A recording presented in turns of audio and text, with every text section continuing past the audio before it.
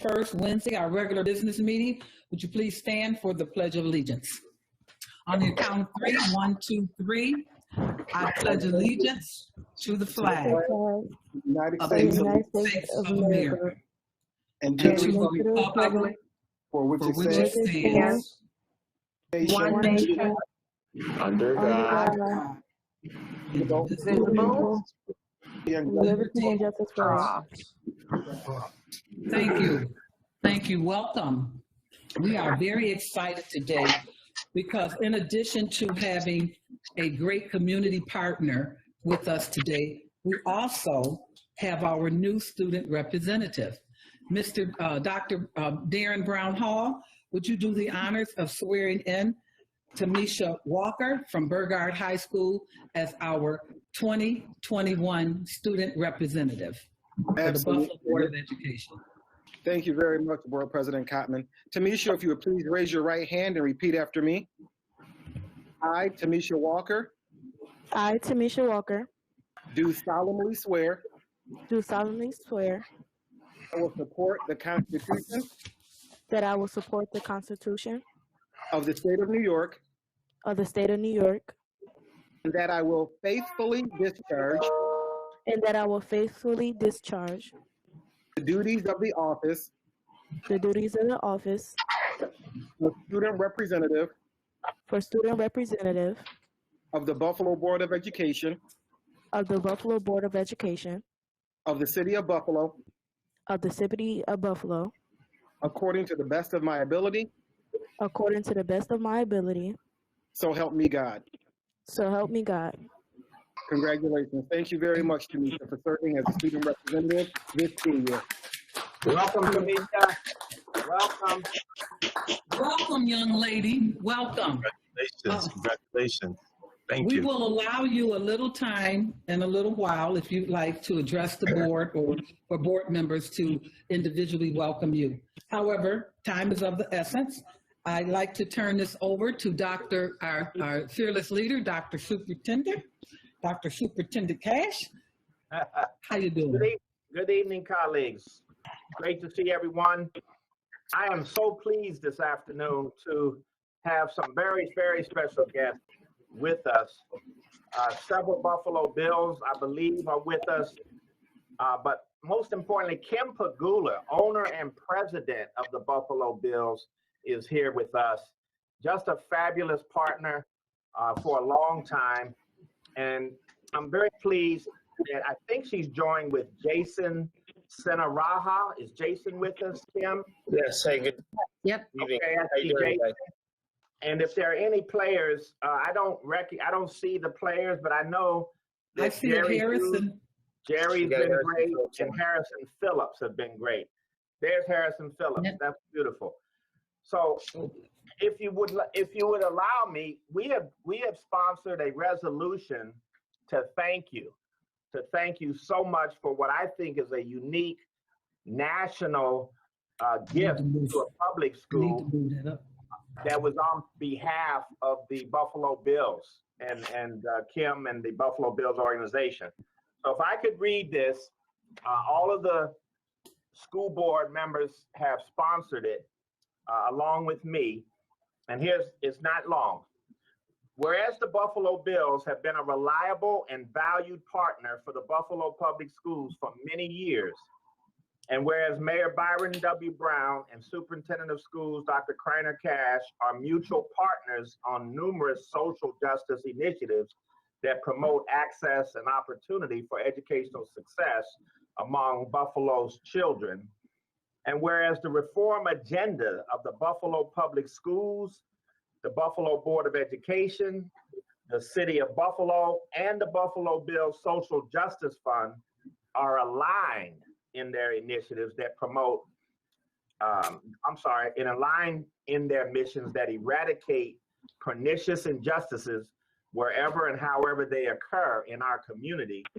And whereas the Buffalo Bills have demonstrated their notable commitment to the children of our district through this unprecedented COVID-19 school closure by supporting efforts to assure greater access to internet connectivity for learning. And whereas the Buffalo Bills have granted the Buffalo Public Schools $500,000 from their social justice fund for the express purpose of providing broadband internet connectivity. And in so doing, enabling our students to be more fully able to participate in their educational program. Such an equity issue. Now, be it resolved that the Superintendent of Schools, Dr. Kreiner Cash, and the Buffalo Board of Education express their most profound commendation, appreciation, and gratitude to the Buffalo Bills. And be it further resolved that the Buffalo Public Schools will honor the Buffalo Bills Social Justice Fund by fully informing the district community, the broader public, and the civic leadership of Buffalo of this extraordinarily generous investment in the children by our beloved Buffalo Bills. At this time, I think we should vote. Do you vote to approve this resolution, board members? If so, say aye. Aye. Well, Dr. Cash, one moment. Hold on. We have to do a point of order so that we can do it properly, okay? I need a motion to move this item up. So move. I need it second. So moved. done. Second. All in favor? Aye. Any opposition? Okay, so therefore, with that said, okay, I need a motion to vote at this point. So move. Lou Petrucci, second by Larry Scott. Now, the board will take a vote. Can we do a roll call vote for this particular item? I think it's worthy of such. Okay, Nate Kuzman. Am I missing something? Okay. Nate Kuzman, can you poll the vote of the board, please? Yes, I can. On the resolution on the table, how do you vote, Dr. Kathy Evans-Brown? Unmute, Kathy. Unmute. Okay, can you hear me? Yes. Yes. Aye. Yes. How do you vote? She said yes, we're good. Next. Okay. Mr. Hurd? Today I'm gonna say praise God. Yes. Yes. And Mr. J? 1,000% yes, and thank you so much. Board Member McCosey? you know, Thank you. you showing your face. Get your face Board on. Member Scott? Much appreciation, yes. Board Member Rivera? Yes, don't know. with deepest thanks. Board Member, That's the owner, Board Member Woods? football player, and there was one more. He left. Kathy, you need to The move. parent and the children and students, thank you so much. Yes. Board Member Petrucci? Big absolute yes. Thank you very much. And Board President Cottman? With eternal grace and mercy and goodness, thank you for what you do for us. Go Bills, go Bills. All right, Okay, colleagues. go we have- Bills, go we have Bills. Speakers. At this time, I would like Jason Sanaraha to speak, and then of course Kim will speak, and then Harrison will have some words for us. Jason, again, thank you on behalf of all of us here in the Buffalo Public Schools for your generous donation. Jason. Yeah, thank you very much, guys. Thanks for that wonderful roll call. And again, it's a real great honor to be on here and for us to contribute. I think it's a real testament to our commitment from ownership and our players to be able to help the community. So I'll turn it over to Kim here to speak, and then we can have the players speak as well. Hi, everyone. I am so excited to be here. You know what?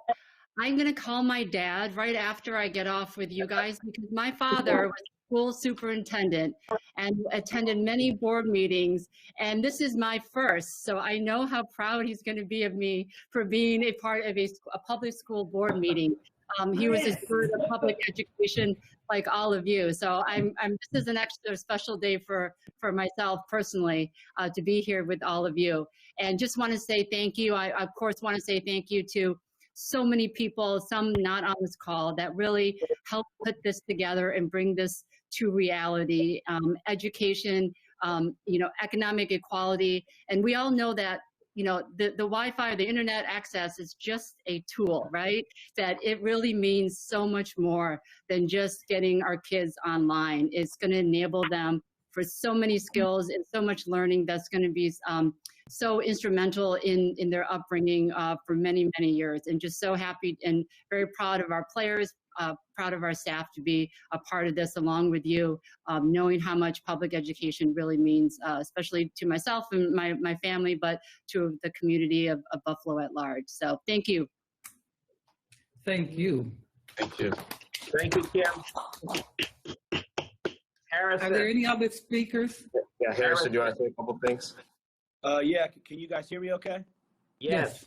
Oh, perfect. Well, first of all, thank you guys for letting me pop on. This definitely brought a lot of joy to my week as we're preparing for the Jets this weekend. But extremely blessed to be able to represent our staff and players here. I think Jerry's able to listen in on the call right now too, so he's here with us.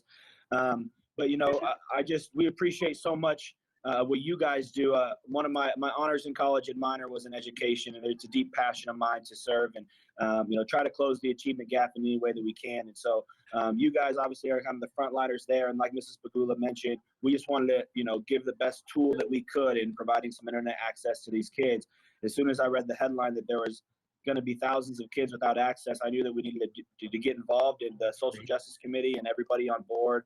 Almost 100% participation from our players, as well as coaches and staff agreed that this was something that we all wanted to get involved with, and we wanted to have our footprint here in the Western New York area, specifically downtown Buffalo. And so we appreciate your guys' support into us, and know that we are always here to answer any call that we can in any way that we can help.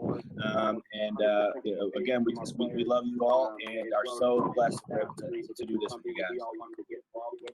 Thank you so much. Thank you. I'd like to say on behalf of the Buffalo Board of Education that we are so appreciative of the Pagula family. This week, you guys have been the star and the apple of our eye, because earlier in the week, you provided our students with PPE gear. And I didn't know whether to come in here with my Sabres mask on or should I come in here with my Buffalo Bill. But I want to say that the reason that we as Buffalonians know what it is to survive and to keep driving is because our teams, our sports teams, okay, have not always been at the top, okay, but they showed us, they illustrated to us how to continue to fight and move forward. And just like the teams are now flourishing and doing a better job, and I believe that this is going to provide us or your team with the favor of God, because people don't always win because they're the strongest or the best.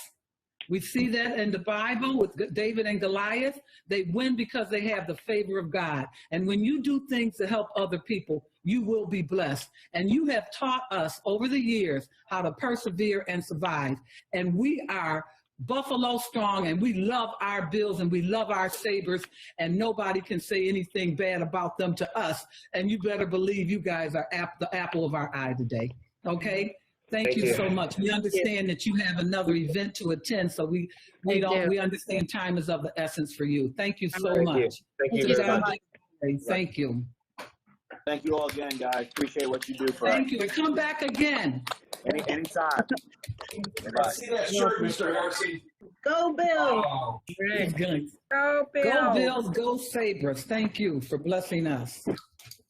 If we can remind everyone to please mute if you're not speaking, or on your cell phone. If you're on your cell phone, please mute if you're not speaking. Thank you very much.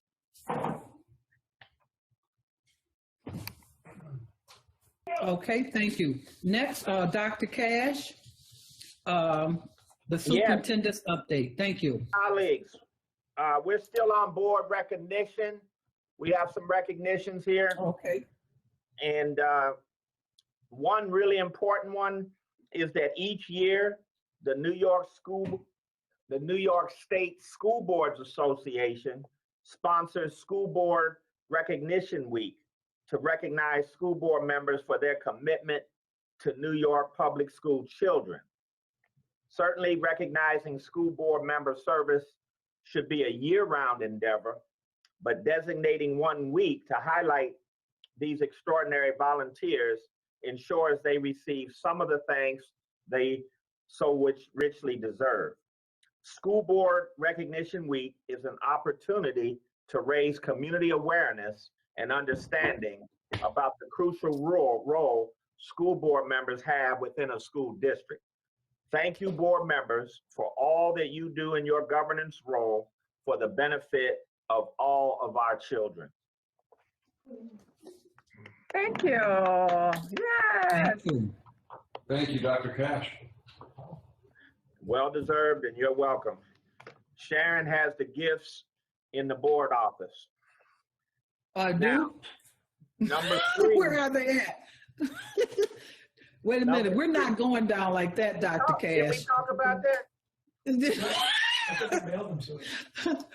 We want Buffalo school gear.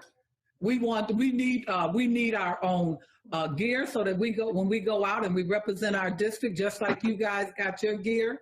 We want Buffalo Public School gear, and we will take a vote on what we want, particularly because you're not getting off easy this year. You're not. Okay, letting you know. We want you to wear the Buffalo Public School gear. So give us your sizes, tell us what you want, and we'll make sure you get it. Thank you. All right. Colleagues, as we begin to continue to plan for reopening, I really want us to keep in mind a very special group of operations folks. And I just want to take a moment to thank them. You guys know it, but I got to keep it front and center because they're doing work 24/7 behind the scenes and every day, even though we haven't opened in full in person. So first, I'd like to commend Jim Weimer, our Chief of Operations for the district. What a great team player. Anything I've ever asked Jim to do, he steps forward and gives it his all. Loves the Buffalo Public Schools and just as an extraordinary team player and has had a lot of experience. And he stepped in this year when I asked him to go over and take a deep dive look at plant and facilities, which is in need of radical reform. He has begun to do that with other staff that I have appointed to do that. So commend Jim. Now, Jim is fortunate, but it's true. He also has 4 extraordinary lieutenants that make up the operations department. Cheryl Kennedy, Director of Transportation, has just been terrific during this pandemic, delivering learning packets door to door for our families, utilizing the various buses that we have. And in true team spirit, she just is a great collaborator, meeting and talking with the principals every day to get ready for an eventual return to in-person school learning. And she's monitoring the driver supply from first student because there's a challenge with that right now nationally, but she's also working on the big board, as we call it, with route planning, so that when we do reopen, we have thought through how we go and make our routes most efficient to pick up our students. Bridget O'Brien Wood, Director of Food Service, 4 million meals, colleagues, provided to students by Bridget and her staff throughout March, since March, without ever missing a beat. And she always has her sites open. People right there, they're first responders as far as I'm concerned. They're essential workers, and they have been throughout this COVID period.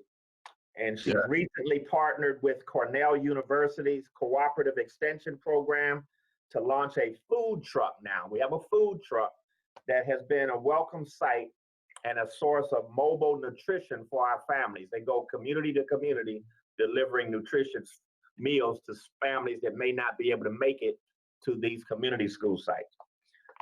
Fred Wagstaff, so responsible, always providing wellness checks and checking on families. He and his staff have got a new culture going with our safety and security team, and always is available 24 hours a day should any situation arise that we need him for. He's truly an irreplaceable, and he works tirelessly, he and his team, to create a safe and orderly environment at the food service and device pickup sites. Thank you, Fred. And then finally tonight, Barry Kirker, another warrior throughout the pandemic closure period, has overseen repairs and retrofitting at 60 buildings that we eventually plan to reopen. And he's another 24-hour-a-day employee, incredible knowledge of all of our facilities and their unique characteristics. Barry oversees a very large and complex department. He collaborates with all district departments to provide safe and clean facilities. Go check them out yourself. They're fabulous, and helping the district and staff to operate safe and CDC compliant work environments. So Barry and his team and our custodial engineers and custodial staff, they have been a great group. So thank you to these operations workers, because they go to work every day. They have to be on call every day as we work to move toward the next phase in our reopening. So thank you, board. I appreciate those opportunities for recognition. And that is the board recognitions for this evening. Dr. Cash. Yes. Do you think in moving forward that we could at least highlight these individuals by putting their pictures on our website once they've been acknowledged by the board? You know what I mean? I think they deserve to be put on our website maybe until the next meeting for the work that they've done and for their acknowledgement. I just think that would be a nice gesture. I think that's a great idea. Now, I had invited them to be here. I'm not sure if they're on or not, Darren. I know I wanted them to be on so we could see them. They are on. We just can't see them. They would need to show their video. Oh, okay. Is there a video?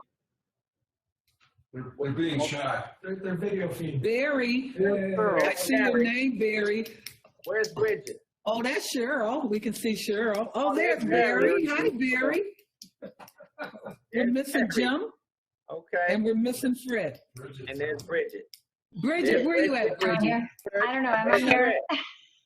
Hi. I'm here on the phone. So thank you, guys. We really appreciate you. Harold, thank you so much. You're welcome. Thank you so much.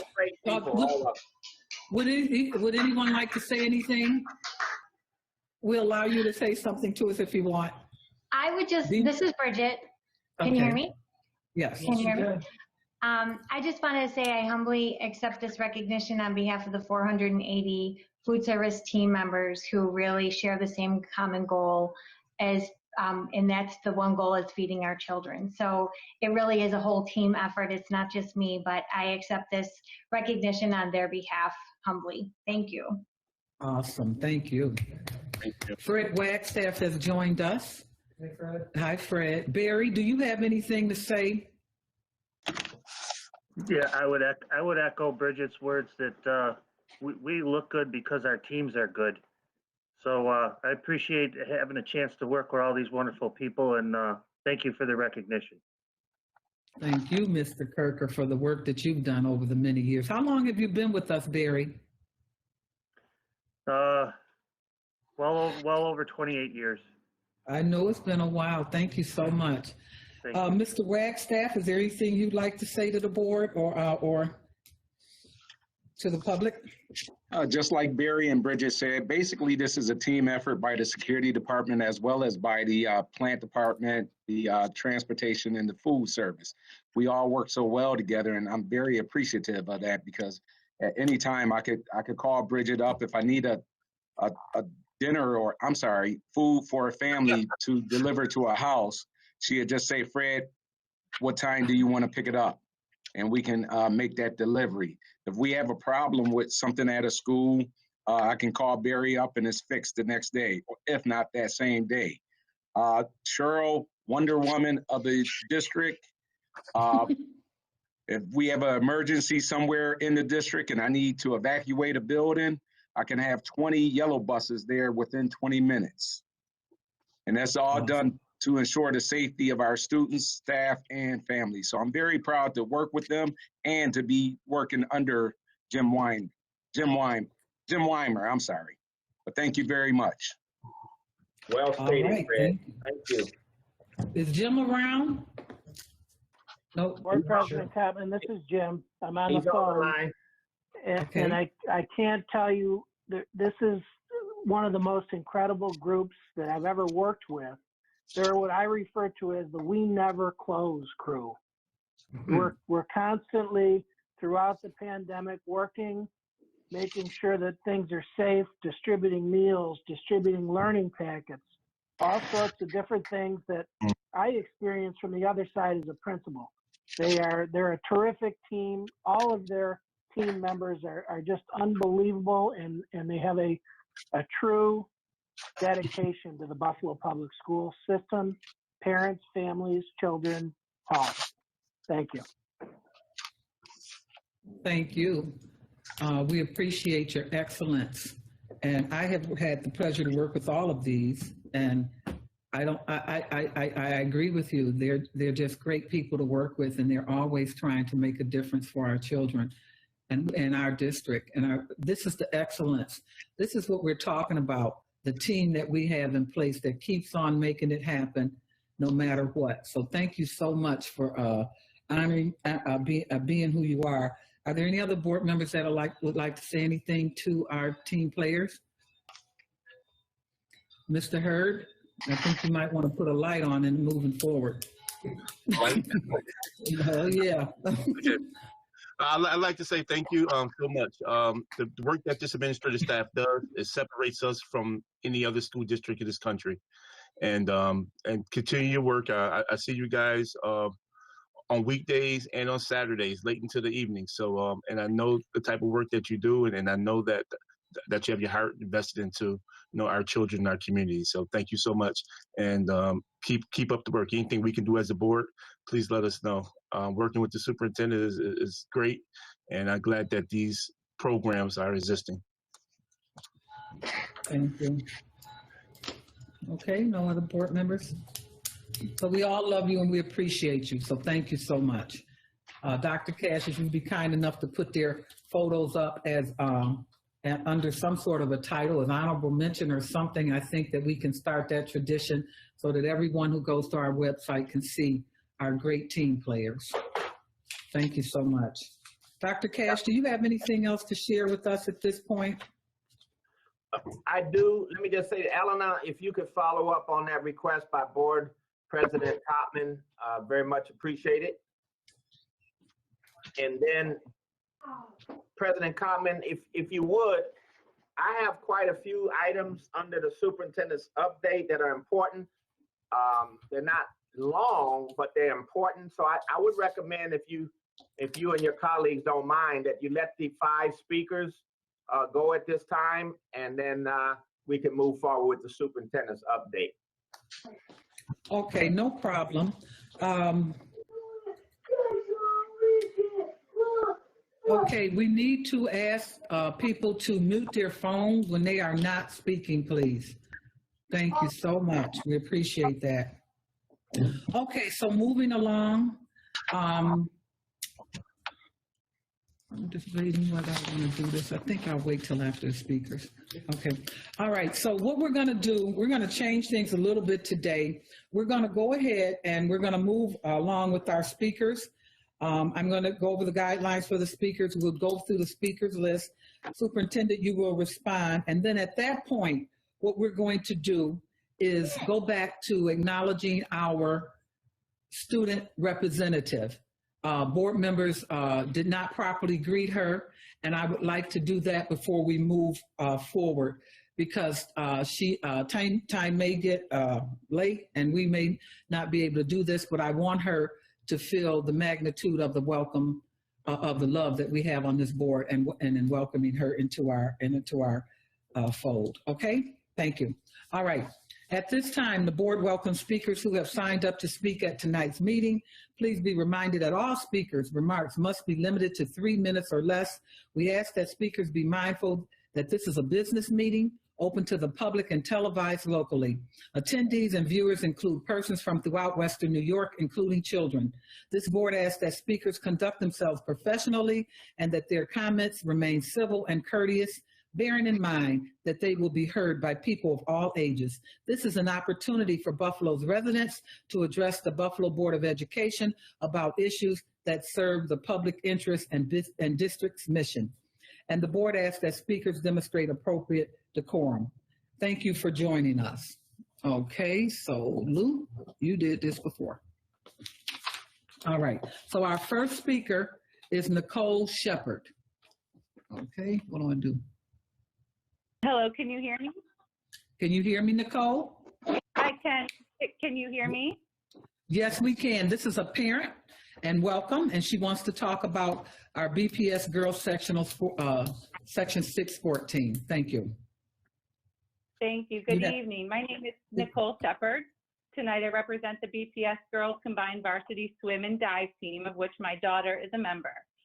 First, let's discuss the difference between the combined schools competitive team and the school-based varsity team. The combined team is comprised of girls from multiple schools who swim in the fall in alignment with Section 6 and Title 9. They're highly competitive and compete in Section 6 competitions. The team is open to all who are interested. The varsity teams swim at their home schools in the winter season. They compete inter-BPS only and have varying degrees of ability in the pool. Yesterday, one of our parents spoke with the temporary athletics director and confirmed that BPS intends to move the varsity swim program from the winter to the fall in alignment with Section 6. In doing so, the competitive combined team will be disbanded and the swimmers move back to their home schools. Here's a few thoughts on why we should reconsider that.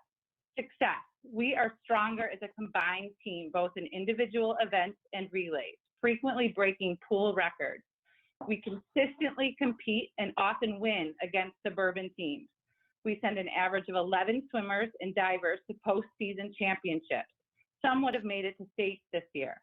Much like the boys combined football teams that were protected in Section 6 competition last year, these girls are so competitive and give bragging rights to BPS.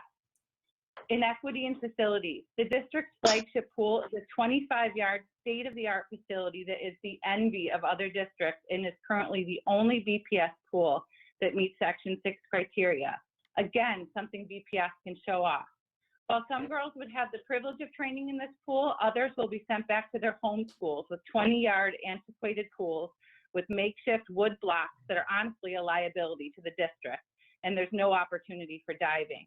An infusion of capital investment is necessary to make other district pools equitable and usable for competitive training. Participation. The reality is that only a handful of girls would comprise a team at each school, if any at all. If we make this move, competition would remain largely inter-BPS. We're told coaches might elect to sign up for occasional sectional competition, but it's not realistic for 1 or 2 swimmers. We'll likely lose both the competitive swimmers who will go back to their club teams and the winter swimmers who will likely choose other fall sports like soccer over swimming. We all want more participation and diversity in the sport, but the truth is the district is nowhere near being able to make this change immediately. In this unprecedented year, where our athletes have already lost so much, why now? There's no reason why we cannot grow the competitive team in the fall while keeping the winter team as well. Everyone wins. I hope the board will challenge the athletic department to devise a realistic multi-year plan that demonstrates growth in the sport before making the hasty and costly decision that will affect numerous athletes in a negative way. Thank you. Thank you, Parent Shepard. Next, we have Michaela Hall, student, BPS swim team. Michaela, are you there? Yes, I am. Did I say your name right? Yes, Michaela. Okay, thank you. Please speak, young lady. And what school do you represent? Hi. I go to Olmsted. Frederick Okay. Olmsted. Okay. Hello. Thank you for allowing me the time to speak today. My name is Michaela Amani Hall. I attend Frederick Law Olmsted, and I'm currently in my junior year. I started swimming my 5th grade year on the modified swim team, and I continued modified swim at Olmsted up until 2016. When the BPS girls varsity swim and dive team was announced to begin, trials was rough for me. Out of the 4 test sets, I only passed 3. The 4th one was the 500 free, which is 20 laps in a 25-yard pool that I trained all summer for. Fortunately, I passed. At the start of the first season, I was excited to be on the team and around girls from other schools that had goals and coaches that motivated me to push myself. The entire 2016 year, I swam expedition, meaning my points don't count. My experience the first season of the BPS girls varsity swim and dive team inspired me to advance my swim career by joining a club team to come back stronger for the 2017 season, in which not only I accomplished the new goal, but the team did. In the 2017 season, my team and I broke the record in the 200 free and 400 free relay, the Buffalo Public School District. Moving into the 2018 season, it proved to be one of our strongest years, as we were able to accomplish the following as a team. We topped our 400 free and 200 free relay, along with breaking a 200 medley relay, featured in the Buffalo News and the Challenger for our accomplishments. And I was fortunate and blessed to achieve a personal long-time goal of mine, breaking the 100 breaststroke record from 1992, which stood 26 years. In addition, I also received MVP from my coaches. In 2019, we built a name for ourselves throughout our Section 6 swim. We rebroke the 200 medley relay twice in one season, and I personally rebroke my 100 breaststroke record. Unfortunately, with the unprecedented times, our season was canceled my junior year. I've been constantly training on my club team for the 2021 season. The pandemic has changed everything, and learning that the athletic department is considering to disband our BPS girls varsity team and has just been a blow to an already difficult year. How much more can we endure? We know that inequities exist everywhere. However, the BPS varsity swim and dive program provided me with the belief that inequities would not impact us because we were all swimming from different schools at one 25-yard pool and at a highly competitive level. However, if I were to swim at my home school, these inequities would be greater, highlighted because of the facility. Many of our district schools either don't have a pool or are so outdated that they cannot support the growth of a competitive swim and dive program, wanting to train for championships. Additionally, my coaches have given me and my team inspiration to remain strong young women with goals and aspirations that will support us for a lifetime. As I look at Buffalo Public Schools, what stands out to me is the motto, putting children and families first. What happened to that? As a student in the BPS school district, I asked the question, does that still matter? We have a great opportunity as a district to help young women to not be marginalized, discriminated against, and viewed as less than by not disbanding the BPS girls varsity swim and dive team. Respectfully, I ask you, please reconsider your decision, allowing this to be our narrative. Thank you so much for your time. Thank you, young lady. That was Michaela Hall. Very well represented. Our next speaker is Christania Clouser. If I mispronounce your name, please excuse me. Hi, Christania. My apologies for mispronouncing your name. Please say what your name is. It's Christiana Clouser. Christiana, okay. Clouser. Okay, welcome, young lady. Thank you. The time is yours. Please speak. Hi, my name is Christiana Clouser, and I am a junior at Frederick Law Olmsted. I just wanted to start off by saying thank you for your time to meet with us.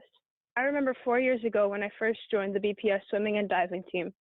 I was a nervous 7th grader who dreaded the thought of a high school girls swim team with cliques and faster swimmers. The cliques were dramatized because no swimmer ostracized another. But I was right about the faster swimmers. Girls were coming from better out-of-school clubs than my own and were breezing through the sets that I found difficult. The feeling of inspiration came from wanting to be like these girls, acing practice and winning races. This led to a change of heart. Starting as expedition, where my times didn't count, I was motivated to work hard, not only in school swim, but in my out-of-school clubs too. Swimming double practices, asking coaches how to better my stroke, and trying races I never usually swim. Eventually, I got faster, but as I sped up, so did my teammates. It was this intellectual competition during practice that grew our bonds with each other.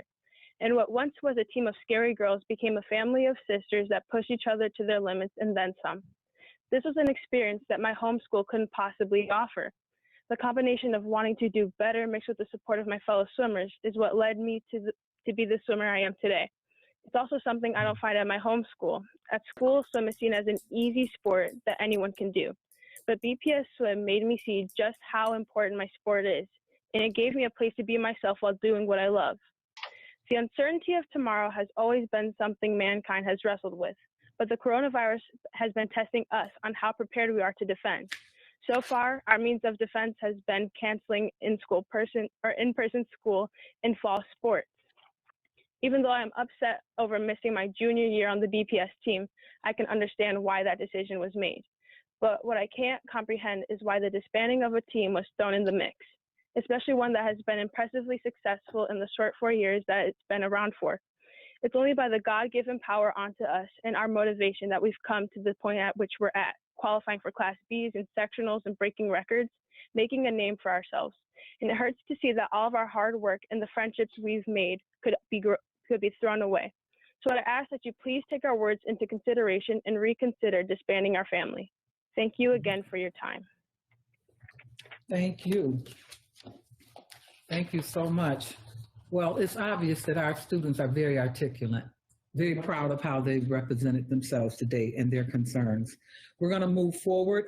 Young people, Dr. Cash will address you after we complete the next 3 speakers. Okay, thank you. Please stand by. Next, we have Dr. Wendy Mistrada, parent, regarding meaningful parent engagement. Dr. Mistrada, are you there? Yes, I am. Good evening. Good evening. Okay, well, thank you very much again for being able to join you this evening. As I was preparing my remarks for tonight, I reviewed my remarks from last month. And sadly, one of my kids is no longer doing well with remote learning. We all know that I'm not alone. Even with my academic background and my physical presence, it's difficult to keep her on task and focused. The concern that literally keeps me up at night is wondering how many other students are already lost and how many we are at risk of losing. I also wonder how many students are doing well. Does anyone really know? Then, and most importantly, what are we doing about it? I hope we are all in agreement that when things are not working well, we have to do something differently and urgently. When you know better, you do better. In one of our collaborative attempts to do better, we first met as a district reopening committee on June 2nd, and we were tasked with developing 3 plans. Here we are tonight, nearly 5 months later, and we have the remote plan, still in progress in terms of attempting to meet the needs of all students, but we are still waiting for the others. I participated in the reopening discussion at my SBMT last week. Now that we have seen the template that was not available last week, it seems that the schools are being tasked with developing draft plans to meet the in-person needs of a very small percentage of students within 10 days, something that the district didn't accomplish in 5 months. And we're told that this will inform the superintendent's decisions, but the process for the developing of the plans is still very unclear. In August, we were promised that each parent, guardian, or caregiver would have the opportunity to identify his or her preferred mode of learning and instruction for each student. Where do we stand with this? Isn't this information still critical to our decision making? I also wish to follow up on the DPCC's letter of October 6th. We have had discussions with the district reopening committee about meaningful engagement, and I also had the opportunity to speak with a board member. In the simplest terms, we support the definition that parent engagement is doing with rather than to. I'm sorry, I lost my place. Engagement is, parent engagement is meaningful if it's only it's only meaningful if it's a part of shared decision making. Engagement is meaningful. Of course, we will continue to participate in important discussions about what is meaningful parent engagement and what is shared decision making. I welcome additional conversations with the Board of Education because these 3 minutes of statements for a statement each month is not meaningful engagement. In the meantime, we also have concerns regarding both process and compliance in accordance with federal, state, and local regulations, plans, and policies, as well as the challenge of perceived value placed on meaningful parent engagement. If I heard the district correctly, the district believes it should develop the basis of a plan and then share it to gather input from other stakeholder groups. However, a plan is not started in a vacuum. We need our parent and student voices from the initial stages because without it, our expertise is missing and we are placed at a disadvantage. We're placed as being reactionary instead of participatory. Okay, time. Please, thank you. Thank you so much, Dr. Wendy Mistrada. Next, we have Jessica Bauer Walker, parent, what parents and students need. Jessica Bauer Walker, are you there? Yes, I'm here. Thank you. Good evening. I want to acknowledge how difficult these times are for everybody, including school and district leaders. I see many people working very hard to support our schools and our families, and I very much appreciate this.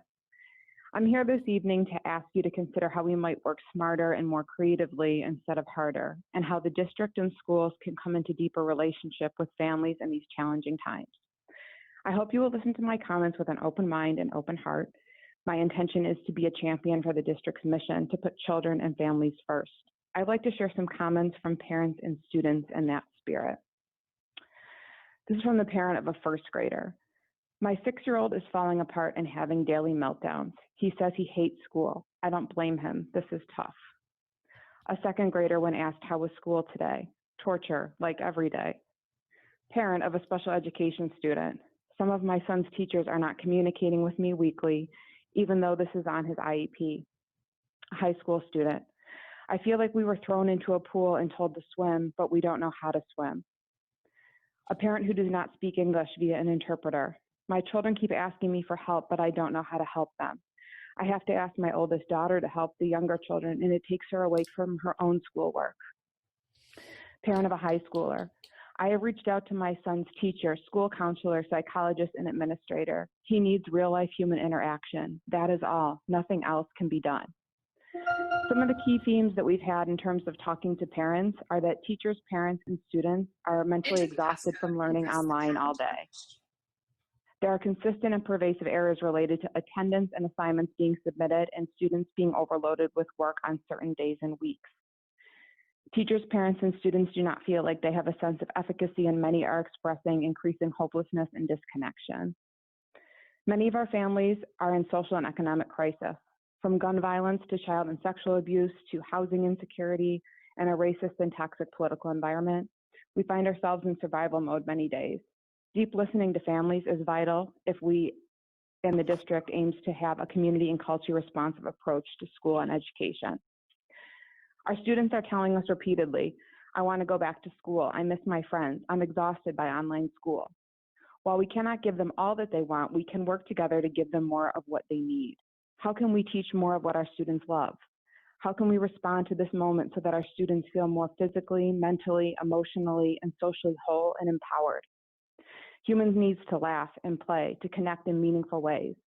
From selecting power standards to prioritize for the curriculum, to outdoor education, supporting learning pods, there's so many things that we could do to be community and culture responsive in this moment.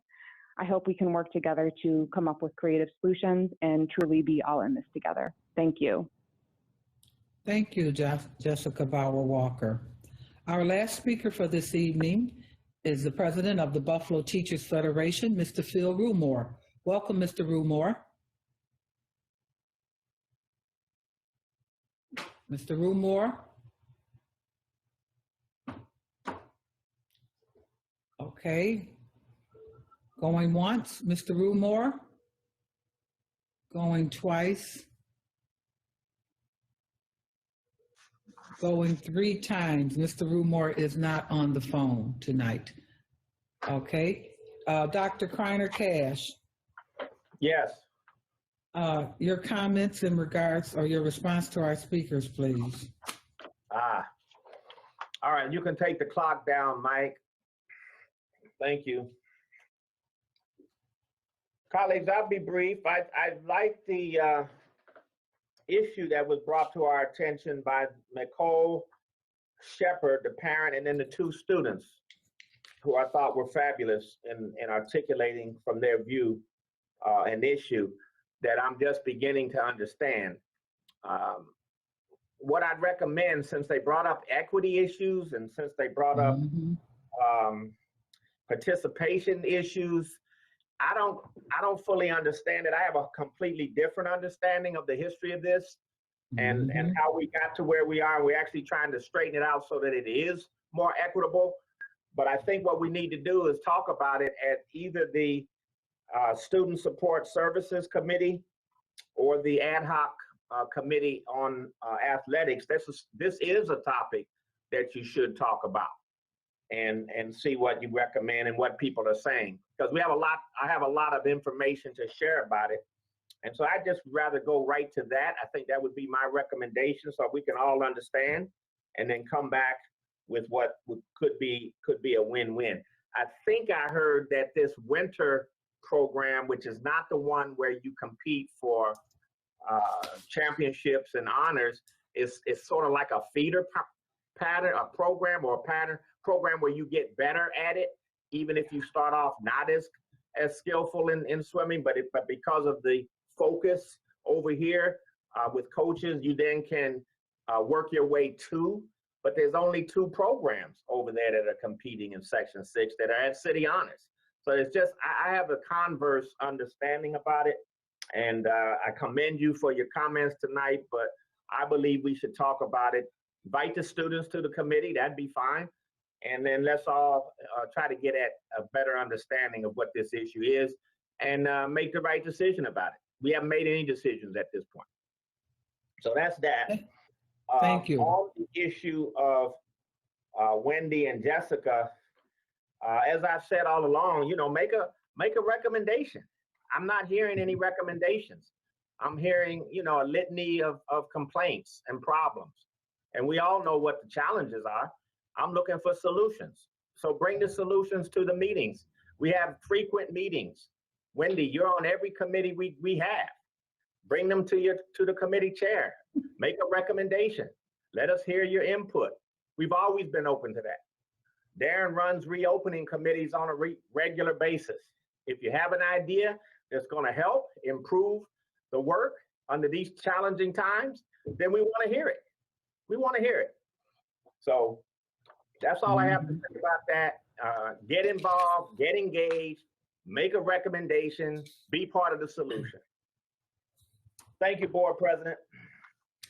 Thank you, Dr. Cash. I'm glad to hear that, and I'm sure our students are pleased to hear that there's an opportunity to continue our competitive combined team as well as our varsity home school team. So we're going to definitely move that to the next committee meeting, and we will definitely ask them to be on call to share their concerns.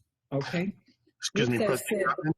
President Cotman, I'd like to say that the next committee meeting is on November 4th, and all committee meeting. Okay, so we're going to allow special time for this issue in our educational support. So is that okay? Do we need to agree for extra time for this? Well, we always take extra time. Could you bring me some water? Yes, we felt Eleanor's going to be calling in. Phil, okay. Staff is, I'm sorry, go ahead, Terrence. The reason why I say that, President Cotman, excuse me, is because I spoke with Ms. Shepard several times about this matter, and I believe there's a group of people that would like to speak also on behalf of the swim program, more than just that spoke this evening. So I would like to have an extended time so we can properly address this issue and see if we can come to a resolution. May I make a recommendation?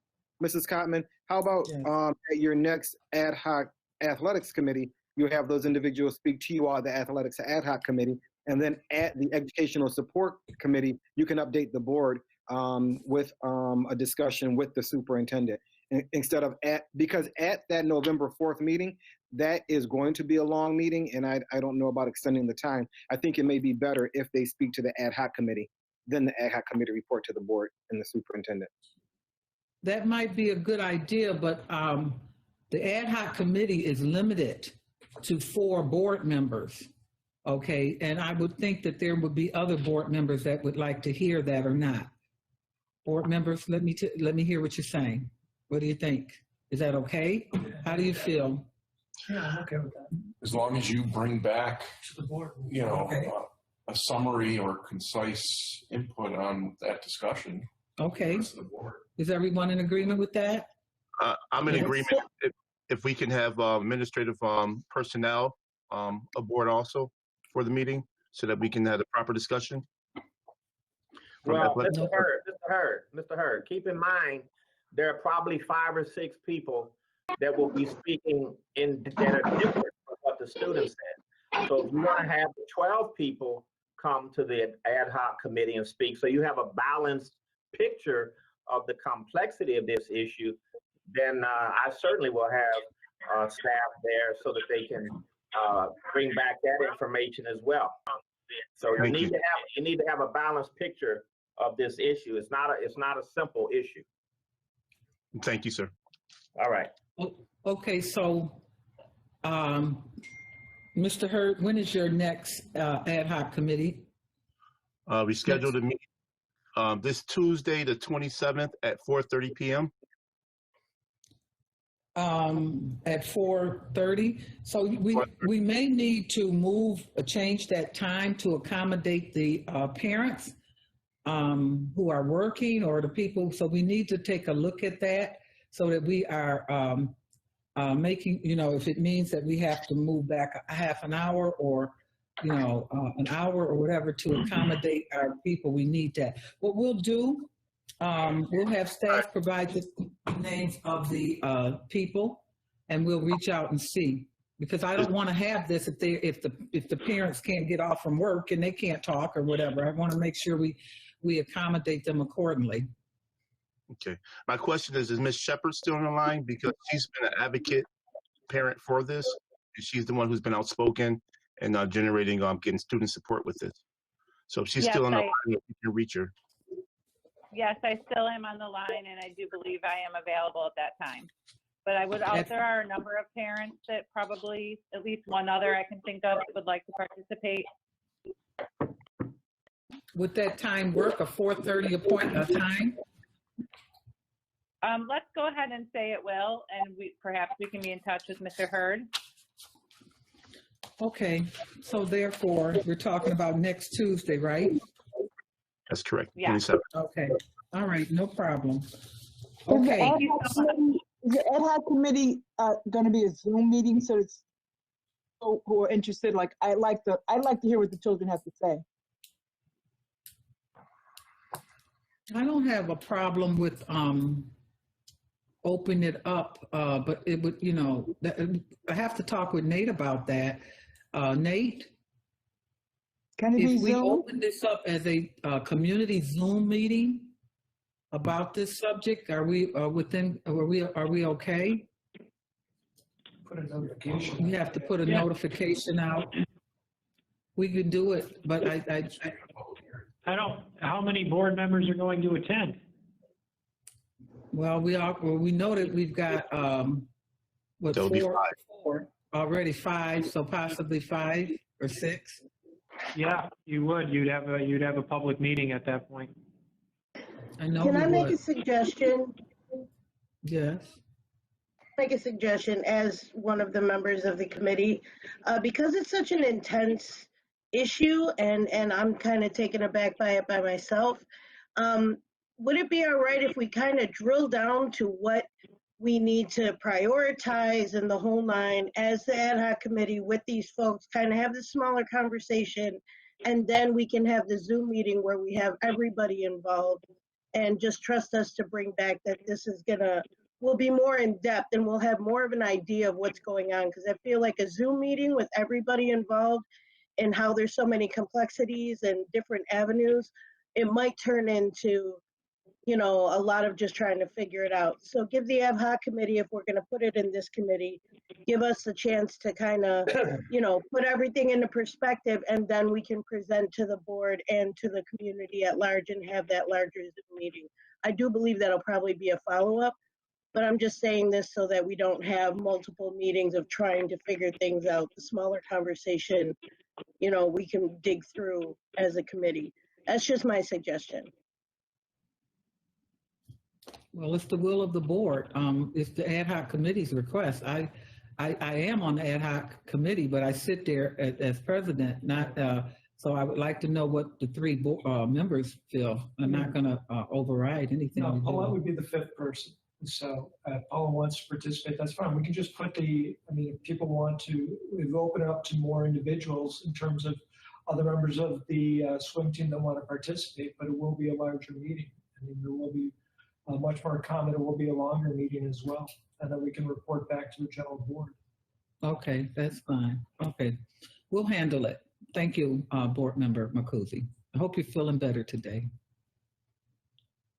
I am, President Cotman. Okay. All right. So since staff has brought to my attention that Mr. Phil Rumore has called in, and I guess we sort of missed the window. So I need consensus of the board to go ahead and allow Mr. Rumore to do his comments at this time. Aye. So moved. Okay, second. Second. Okay, all in favor?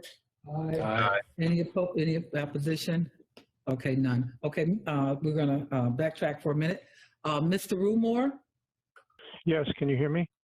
Yes, sir. Welcome to our meeting.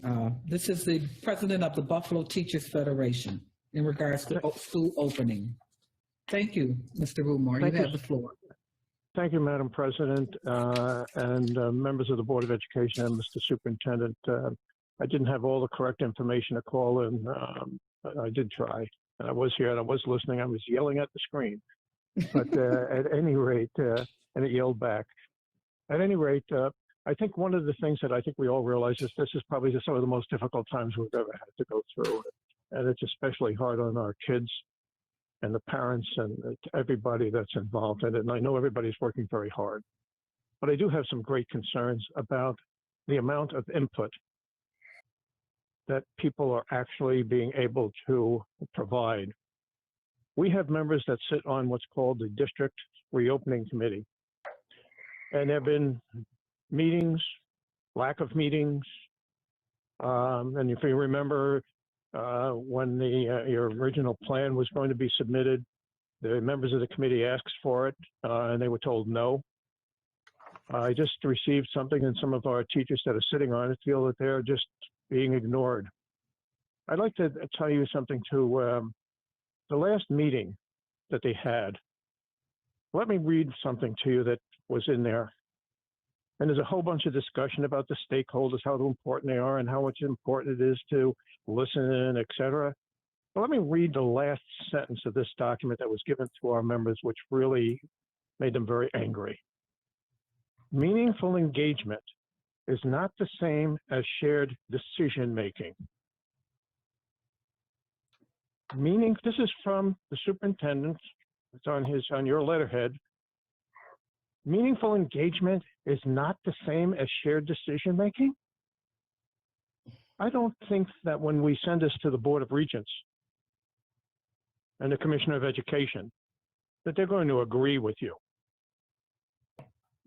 I mean, if it isn't shared decision-making, what is it? Another example. We sit on a committee, and it was discussed there was a phase-in reopening plan that was given to principals and for them to complete. Parents and teachers asked for a copy of the document. They were told no. No, you can't have it. What is the, also, I have sent a number of letters to the board and to the superintendent, October 9th and October 2nd, with suggestions as to how we should go forward with this. Have not received a single response, not one. If we're ever going to succeed, a reopening committee is just not there just to be figureheads and people just listen and say, oh yeah, okay, and shake their heads. You have to feel that you are going to be part of the decision-making process. And to say that meaningful engagement is not the same as shared decision-making is a slap in the face of the parents, teachers, administrators that are part of that committee. That is not what it's all about, folks. The only way we're going to succeed is if everybody not just has a voice, but has a part in the decision-making. Parents need to feel that they are not just being listened to, not just being heard, but what they're saying needs to be acted upon and something in writing. Teachers, administrators, etc. Folks, this is wrong. What our teachers are telling me that are sitting on this committee is that, you know something, we sit here and they listen, but we know something, it's just like we're blowing in the wind. And then to have a document come out that says to them, meaningful engagement is not the same thing as shared decision-making. Well, then what is meaningful engagement? And what the heck are we doing sitting there? I'm sorry that I'm angry, but I'm not the only one that's angry. Many of the people that sit on that committee feel the same way that I do, that they're not being listened to. You know, site-based decision-making is the way that works, and the way that we've all agreed is that it's something that everybody can maybe not in complete agreement with, but it's something that we can live with. It's called consensus. That's how we have to work. It has to be something that everybody says, well, this isn't everything that I want, but this is a question of that we've come to consensus that this is something that we all can live with, and it has to be an ongoing process. It's not shared decision-making. Not you can't have a document. I'll keep it back from you. Not that you can't see the plan before it goes out. You know something, the only way we've ever succeeded in this district is by everybody working together and being part of the decision. Thank you so much. And we look forward to continuing to work with you, but we just want to be heard, listened to, and part of the decision-making process. Thank you so much, and I apologize again for not being able to get on in time.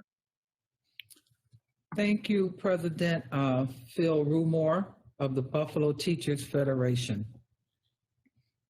Thank you. Would you like us to respond? Yes, Dr. Cash. Thank you.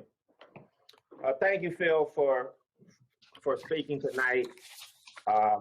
Welcome the call to talk about it, and should continue to talk about it. And Phil, as you know, from the beginning of anything we ever do, we reach out to try to engage and negotiate and involve you as a critical partner in this work all the time. And that isn't always received that way. So to say that you're not involved or your constituents aren't involved, that simply isn't true. We are always at the table with all of our constituents. You have constituents at the reopening committee. The one or two examples you're talking about, I don't know really what you're referring to about not giving a document or anything like that. But I have my trusted chief of staff running those meetings on a regular basis. We run them frequently. We've had more reopening meetings than anywhere in the country. And we will continue to invite your full participation. It's one of the reasons we wanted to start with 2 days a week, then 3 days a week. And at the site-based level, teachers should be working right now with their principals to get ready for the reopening of their particular schools. They're operational geniuses. Get involved, come up with the plan, and make it work. Make it safe, make it work, make it educationally sound. We have been fully open in this process all the time, all along, and you know that, Phil. Now, Darren, I'd like to leave you with the final word on this, since you are closest to the work on this. If you want to respond to Phil directly, that's fine. If not, just make a general comment to the board so that we understand what we're actually trying to do here. Oh, I appreciate that opportunity, Dr. Cash. And just for a point of clarification, there was an error when Mr. Rumor was speaking, quite a few of them, but the document is not on your letterhead, it is on my letterhead. It is part of the agenda that was sent out for the school and the district reopening committee. What Mr. Rumor was reading from the last sentence about meaningful engagement is not the same as shared decision-making, because that essence of meaningful engagement has come up several times. If you will allow me, I will read the definition that we are attempting to formulate and work from regarding meaningful engagement. Stakeholders, parents, caregivers, teachers, administrators, and support staff working together to support and improve the learning, development, and health of our students. Listening, offering suggestions, developing plans that aid in the goal of the work group or committee. Acknowledging and understanding the feedback loop and ensuring representatives speak on behalf of their constituents, allowing everyone to have a voice. Meaningful engagement, however, is not the same as shared decision-making. So there was a larger definition that went along with Mr. Rumor's last sentence, because shared decision-making and meaningful engagement are not the same thing. It's great that we also have Dr. Ann Rivera and Dr. Kathy Evans-Brown on the meetings also to see that the meetings are all-encompassing, and we do encourage input from all of our stakeholders. We seek their input, we answer their questions. The people on the reopening committee, we did not have the template available that schools have. I encouraged everyone on the reopening committee to please contact their principals and become active in the reopening plans that their schools are developing, and their schools have copies of the template. So it was not a no, I was directing them on where to get the information from. And again, the teachers that serve on the reopening committee, they ask questions and they offer suggestions, Dr. Cash and board members, that we do take into consideration. Ultimately, the superintendent and the board are the decision makers when it comes to reopening.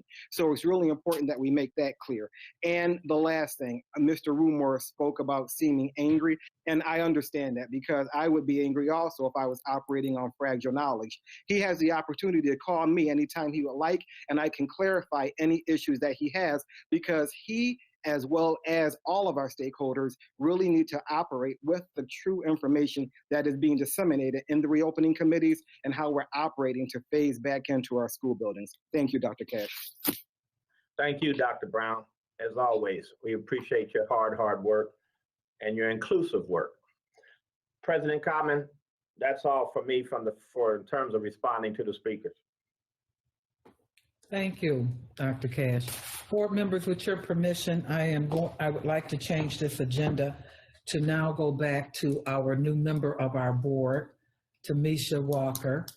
As no one has a problem with that, we're going to allow the board, or Tamisha. Okay, welcome, Walker. It's Tamisha. Tamisha. Say it again. Tamisha. Am I getting it good? I'm getting better? That's okay, it right work there. Work with me. Okay, thank you.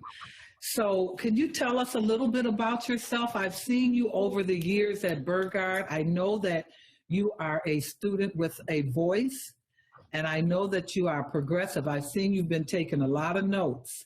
And so if you'd like to share a little bit about who you are and what your goals are, or if not, we'll just work the board and let them talk with you. But I just think that this is your opportunity to let Western New York, the Buffalo community, know who you are, young lady. And by the way, your principal referred to you as Tammy. Is that your nickname? Yes, that is the nickname. Okay, thank you. All right. Would you like to say something to the board, address us at this point? Well, hello everyone. My name is Tamisha Walker, and I'm currently a senior at Burgard High School. I'm an honor roll student, the ideal student. I'm in a lot of groups. I'm in Upward Bound, the student leadership program. I'm in many different leadership programs. You might see me all over Buffalo. I'm in the Black Lives Matter movement. I'm very involved in the community. I help organize protests for Black Lives. What else? I volunteer on a regular basis. I plan to be a social justice activist or a doctor, a neurogeologist. Yeah, basically that's about me. That's it. Wow, very good. Well, I'll start the conversation because as a student leader, you are here to represent the student voice. And I'm sure you will have a lot to say moving forward. Typically what happens is that during the committee report out, which is item number 7, were you provided an agenda for this meeting? No, I was not. Okay, so we will make sure that moving forward, I think I text you or I have you in here, just send me your email address and we'll make sure that you receive that. And typically what happens is during that time you are allowed to report out. And I will talk with you off camera and we will talk about some of the things that are in your heart over the past 4 years or so that you might think that you might want to work with. I'd like to introduce you at this point to all of our board members. I'll start with Jen Makuzi, who is at the top. She represents, well, she can tell you who she is and we'll move forward. Okay, Jen, you're up.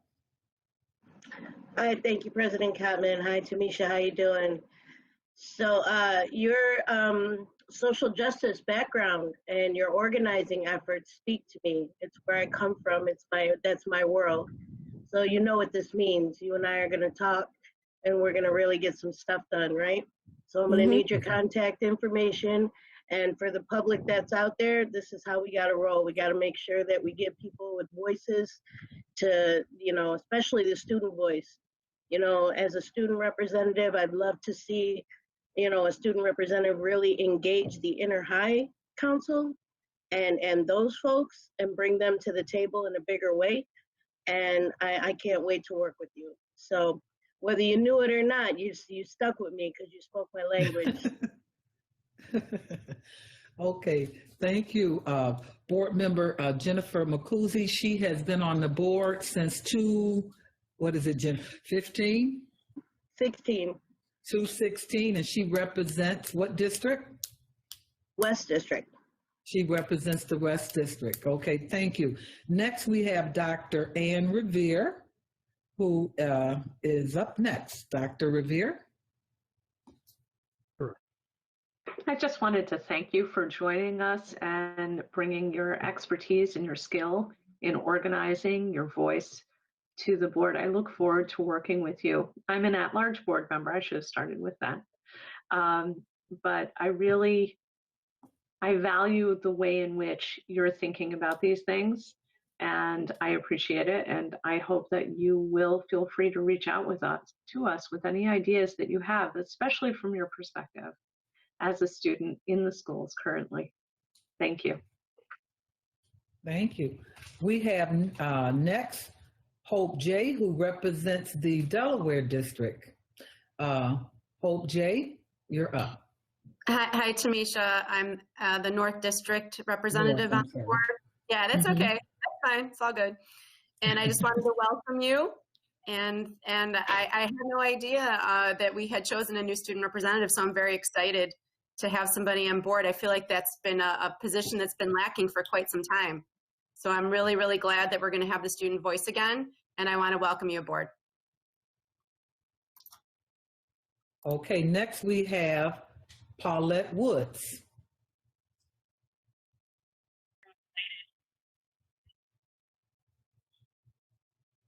Welcome, Tamika. The future is yours, and I'm glad to hear you have a voice to help shape it. All of the social justice programs that have changed the world, starting with apartheid in South Africa, started with the children. Parents fight for their children. So we have the wisdom, you have the energy, and I just say thank you for coming on board because we have a lot of work to do. I look forward to working with you for this change. God bless you. Thank you, Paulette Woods. And what district do you represent, Paulette? I'm the Central District most of the Criterion schools, City Honors, Emerson, Hutch Tech. And then I have a lot of the schools like Harry Tubman and a bunch of other challenge schools. So I'll need your input. As I said, I'm looking forward to working with you. Change, equity, and diversity. Thank you. Thank you. Next, we have at-large board member, Mr. Larry Scott, who's in the boardroom today.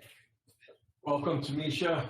I just was thinking about, you said you're from Burgard, and in the spring, last spring, I started visiting high schools. And Burgard was the last school I visited before we went into closure. And I had a wonderful visit there, and so I'm happy to hear that you're a student at Burgard, and just want to welcome you aboard. Thank you. Thank you, Mr. Scott. Next, we have Vice President Dr. Cassie Evans-Brown.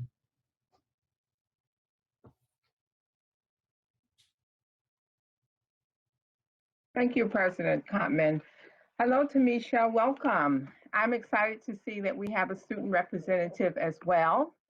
My oldest stepson graduated from Burgard, and he is now a mechanic for the yellow buses with the district. And he's been around for about 10 years doing that work, and he loves it, and he gets paid very well. I am representing the East District, and I just completed my first year as a board member. So I'm still fairly new, but now I'm considered a veteran going into my second year. And so my advice to you is to listen. If you see something that you, or see or hear something that you want to talk about, just buzz your, I think we have this button that you can raise your hand and be heard. Okay, so welcome, and I look forward to great things from you. Thank you. Okay, thank you. Next, we have Board Member Terrence Hurd. Hello, Tamisha. Listen, I'm going to prophesize. I'm going to call you Dr. Tamisha Walker tonight. Okay? So we look for your future, okay? And I'm so proud of you. I just heard your body of work that you've done, and your work speaks for itself. So Dr. Tamisha Walker, social justice leader and leader of our community and our future community. Thank you so much for being the person that you are. Hug your parents for me. Tell them thank you for raising a great child and standing by you, helping you with your work and making sure that you being the best person that you can be. And thank you for not giving in to peer pressures that's out there, and be that beacon to teach others also. You are it, and we look forward to be working with you. Thank you. Thank you. Thank you, Mr. Hurd. We have Vice President Lou Petrucci up next. Hi, Tamisha. I'm Lou Petrucci. I represent the Park District, which is large parts of South Buffalo and the adjoining neighborhoods. I'm a product of the Buffalo Public Schools.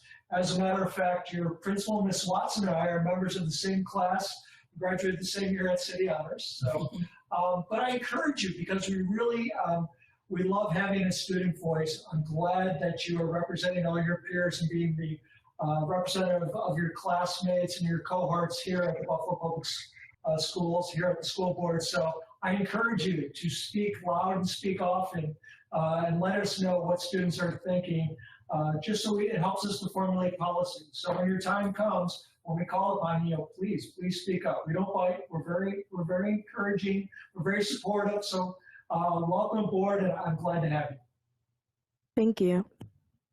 Okay, and I am Sharon Belton Cotman, and I talked with you earlier. I had her principal call her up and make the acquaintances, and she's aware that I am the board member for the school district that she's in, which is the Ferry School District, and I am looking forward to working with this young lady, and I'm looking forward to hearing the voices of our young people, particularly in this particular time in history. I would like to share with you, I don't know if you're aware, that we do have a culturally relevant website. If you go on our buffalopublicschools.org, and if you look up under departments, under C, you'll see some of the work that that's being done. Dr. Brown Hall, I would like to put together an orientation package for her, which would include the information about each board members. You can add on ideas to this, but it would just basically include the information associated with all the board members, how to reach us.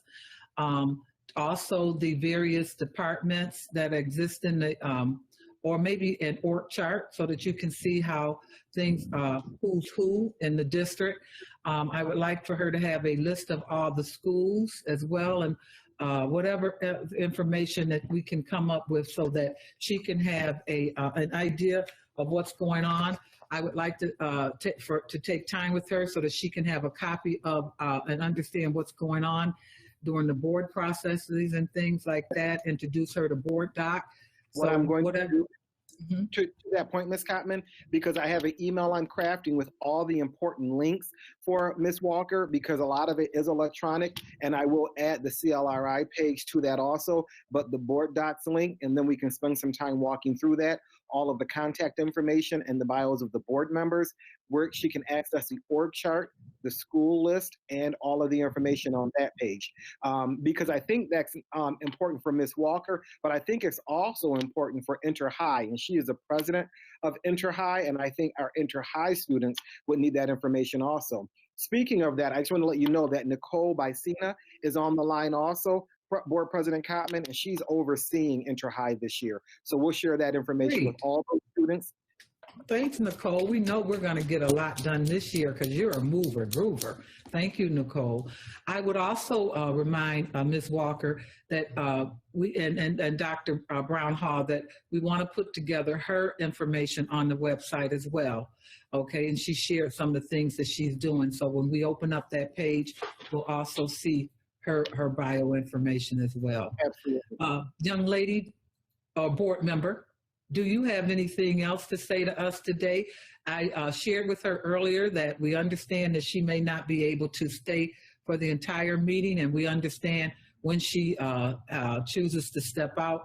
But I think she's a little curious about what we're going to be doing today. So is it possible, Mr. Brown Hall, that you can send her, I don't know what we can provide for her for the rest of this meeting, because she does not have a copy of our agenda at this point. I will send her, I have her email, and I will send her the public link to board docs, and she'll be able to follow along that way. How about that? How about that? Is that okay, young lady? Yes, it is. Okay, Ms. Thank you. Our board member, I'm very proud to welcome you. Without further ado, we're going to go back to our consent agenda. I need a Board President. Oh, Dr. Cash, I'm sorry, I didn't see your hand. My apologies. Okay. I would normally say move along, but there are some important items I'd like to bring up tonight to the board and to the community. You ready? Yes, sir. Okay. So colleagues, first, let me just start with audited financial statements last week. Are there any questions that any of you have from that meeting with our auditors? I did ask them to stay online this evening in case any of you had any questions. I didn't know if you did or would, but I would like to let them go. So if you have any questions, ask it now. Does anyone have any board member? Okay. I do think, again, I want to commend Jeff and his team for an outstanding audit last week. The final document will be presented to you in the next week or two, colleagues.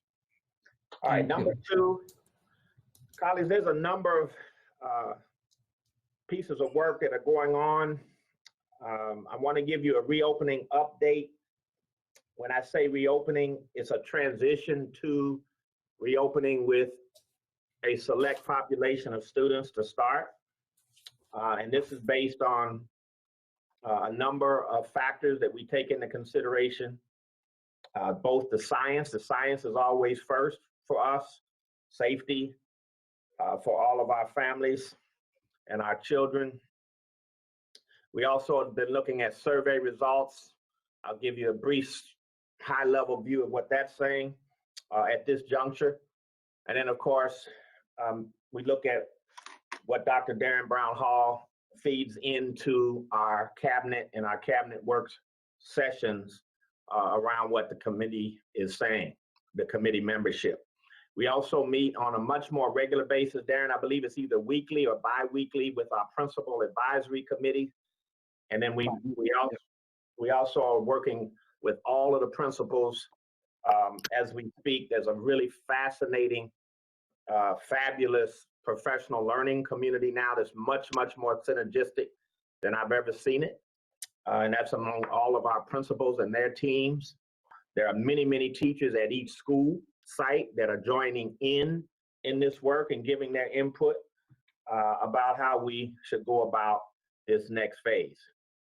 It's a huge issue, colleagues, but it is one that we are planning for each day and have been for some time. I sent you a letter earlier, a draft of a letter that captured some of the essence of those points of consideration. We would look at our highest need students first. This suggestion comes from looking at models across the country, but also concerns that are shared by our principals and our staff about some of the things that they're seeing when they're working with students day to day.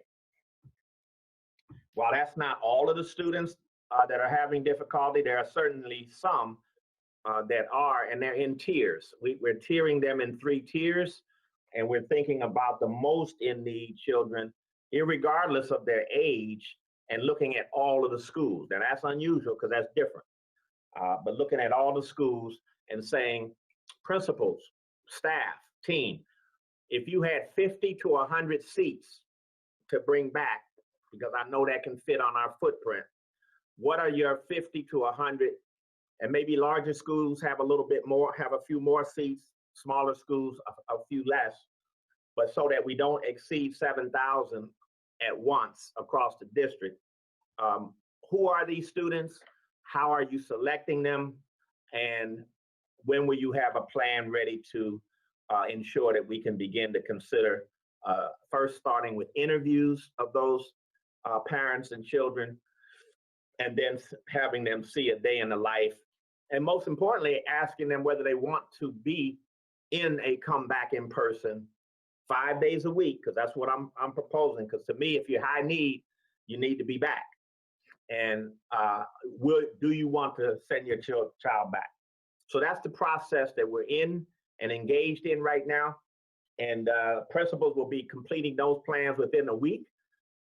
I'll be looking at them on the big board, school by school by school, with all of my team. And we were hoping to bring, we would like to bring what we find and what our plan is to you as a board on your November 4th work session. And the reason I just wanted Mr. Hurd to be aware that while we don't want to have each session or each committee go an hour, hour and a half, we might need to cede some time a little bit there to combine 1 or 2 of you if you volunteer. Certainly makes sense for Kathy Evan Brown, maybe even Mr. Petrucci's committees to take a close look, but it'll be up to them as the chair people, so that we could have at least a 2-hour session to hear from me and hear from our staff about our plan for the next phase. Now, parent survey results. There's over almost 3,000 survey results that have come in, colleagues. And again, I'm not surprised, but you need to be aware that between 60 and 65% of our respondents, I'm not sure it's a perfectly scientific, capturing so that we can make inferences to all of the parents, but certainly those that have responded are saying that they do not want to return. They want to stay remote throughout the first semester. 60 to 65% of the survey results that I have. And then in the special needs group, it's between 40 and 55%. And in the ELL group that's responded, although we're still looking to translate a big number of those, it's around 40%. to stay remote. So just so you know, this is not a big crushing, wanting to come back to school in person by a big majority of our parents from what we have. If you're hearing something different, then certainly I want to know. I've seen letters or two, and I've had letters that say that they do want their children to come back, and we respect that. And that's why we're trying to prioritize how we do that and when we do that. But safety is going to be first. I speak every day to my health advisor. I spoke today to Dr. Gomez, and he was saying that unless we have a testing protocol in place for a good number of our students, particularly those that would come back, and staff, that he believes that it would not be wise or prudent, given what's going on in the country, given what's going on in where people go on a daily basis, and then how they start to come in and migrate into schools and so forth. So just giving you some of that. Now, before I go on, if I see a hand, I'll take it so that I can hear your question, but I have some other pieces related to this. But I think I saw Hope's hand. Hope, did you want to comment right now? Go ahead. Thank you, Dr. Cash. I would have been willing to wait to the end, but so okay. I find it very interesting, and in no way am I pushing back against statistics and actual survey, information that was garnered through a formal survey. My information is more anecdotal and more, just people who are contacting me via phone call, email, things of that nature, calling me, saying, please, you have to bring the kids back. And as you heard the speakers earlier today talking and saying that they had very similar feedback from parents and from students who are not happy with the virtual learning. And in no way is that criticism of you, Dr. Cash. I know. In my, just in my daily goings on in my life, in my interactions with parents, in my interactions with my constituents, in my interactions with my friends, in my interactions with my colleagues, the overwhelming sentiment is we have to get these kids back in the classroom somehow, some way, and I know that you're not a wizard, you don't have a magic wand, you're not going to cure COVID. And my concern obviously is, as we're sitting here having this conversation, the news cycle today is daunting and scary, as it's saying that cases are rising across the country, more states are reporting more cases, and the news doesn't look great. To have a this plan that we want to bring students back, and at any point in time we're going to be told by the governor or by whoever that even if we have the best laid plans that we're not going to be able to do it. So we're in a horrible situation, and I want parents to hear that we appreciate the pain that they're in, and that there is no good solution here. I don't know what to tell people when they call me, because I am so empathetic and I'm so sympathetic to the conundrum that they're in, the conundrum that working parents are in. I know we're trying to triage. I know we're trying to stop the bleeding. I know that Say Yes has done a lot of things, and I think we should definitely bring that up in the context of a public meeting. I don't think a lot of people know about it. I've brought it up in court appearances. I've brought it up to parents.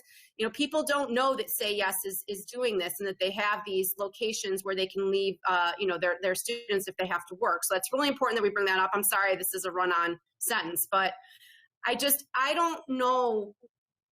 Parents, they want something more concrete. They want to know what the plan is. They want to know that we have a plan. And and we talk about this in this, a theoretical context, but yet we haven't actually provided people with something of substance. And I don't know that you have it, Dr. Cash. I just wonder if there's more that we can give, more hope that we can give people as far as, what's going to happen next. Well, thank you for that. Well articulated, and especially thank you for expressing the pain of parents and what you're running into every day. Certainly, I empathize and understand it fully. Did anyone else want to say something at this juncture before I move on? Lou Petrucci. Hand is up. Misha's hand is up. Lou Petrucci. I did. Okay. I did. Okay. Who is I did? Kathy, is that you or Lou? Go ahead, Lou. Tamisha. Tamisha. Tamisha. Yeah, I will defer to Ms. Walker.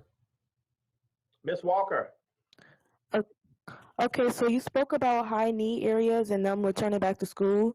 Can an entire class be considered high need, like class of 2021? Currently, seniors are experiencing low grades and things like that. Right now, I'm worried about college application, community hours, senior dues, graduation requirements, grants. I don't know how to apply to those things. And my counselors are reaching out to me, or my teachers are reaching out to me as they should. Currently, we have a low graduation rate, and we have college rates that are low of Buffalo Public School students going to college. Time has already been wasted, and it's really hard to learn how to apply to college or to even fix a college essay online or not face to face. It's a real struggle to be going from grants to application to anything without the guidance you need. Yeah, that's excellent, Tamisha.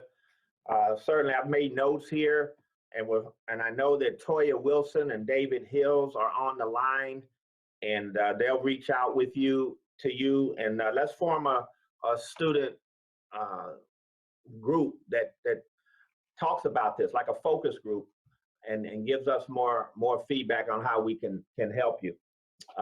So Toya, you hear me? David, you hear me? Let's reach out and hear and work with Tamisha and her peers on some of the concerns that she's raised. Thank you, Tamisha. I actually have a student group already organized. I took it upon myself before I was even elected for president. Yeah, I took it upon myself to create mini groups. I have 3 different groups. So proud. Well, yeah, I have 3 different groups.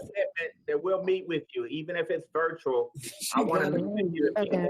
So, let me see, Darren, or to me, or if Darren's not on right now, Toya, reach out.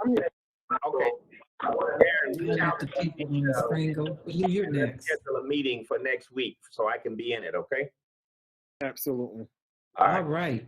Mr. Petrucci's next. Thank you. I just want to say that, like Ms. J, I've heard many of the same comments from parents, just all about the frustration, about how they feel that their children are regressing, about the difficulties with remote learning, etc.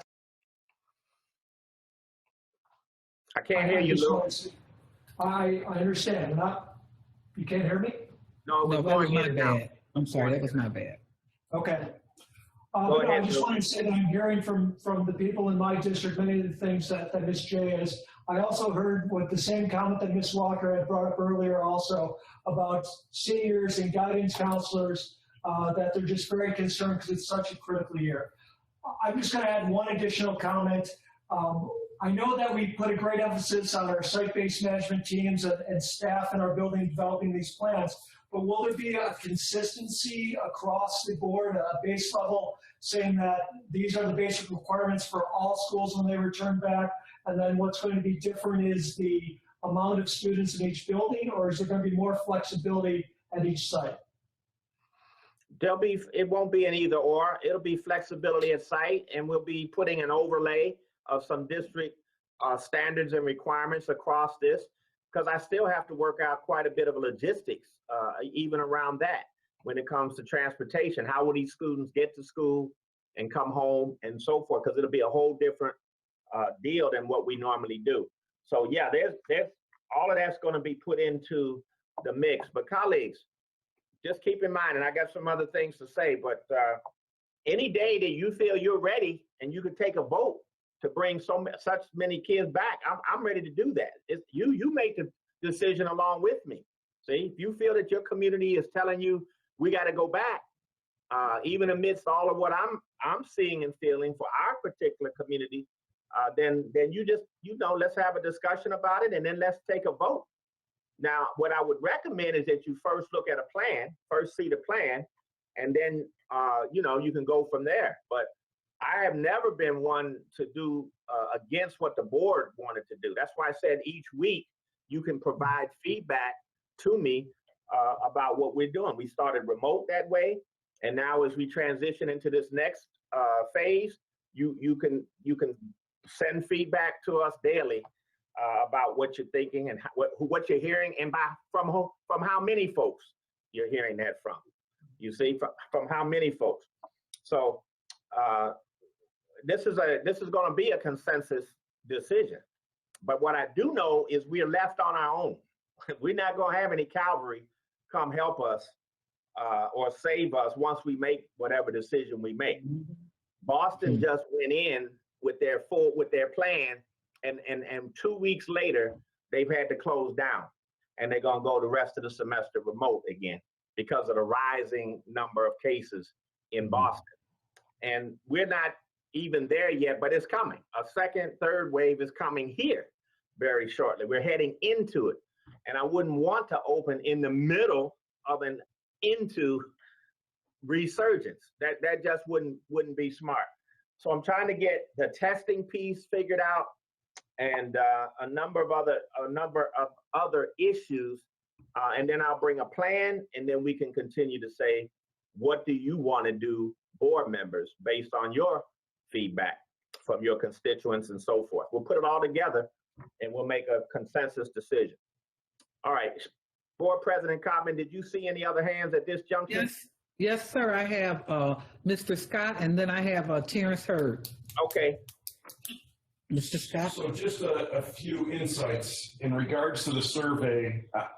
I would assume that is an accurate representation of where our parents stand, that it's 50-50. And I'll give it, before this meeting, we had a hearing on Tapestry Charter School, and they showed us the numbers, elementary, middle, and high school. And it was interesting to see that 50 to over 50% based on each level those parents chose their children to remain full remote. I don't know how that transcends to us district-wide, but I would say, based on the parents that I'm hearing from and from the survey, that it's about 50-50. As far as the plan that you or the ideas for a plan, Dr. Cash, that you mentioned, I really think it addresses equity at this time, and in prioritizing those students that need the in-person most. I think there's going to be some unhappy parents that want their kids to be back, but I think this is the most equitable way to approach this. And as far as quality of instruction, I think it also is the best. I'm not sold on the hybrid model. I mentioned this in our last work session.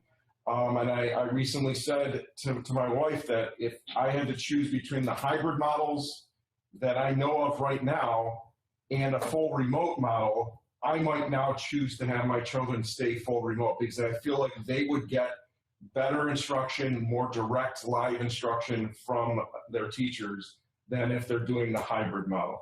The last point I just want to make is that I participated in my older son's SBMT meeting yesterday, and it was a very real, thoughtful conversation on reopening. And there was a consensus to begin with self-contained special education students, and 12th grade students were next, and then students that were behind on credits.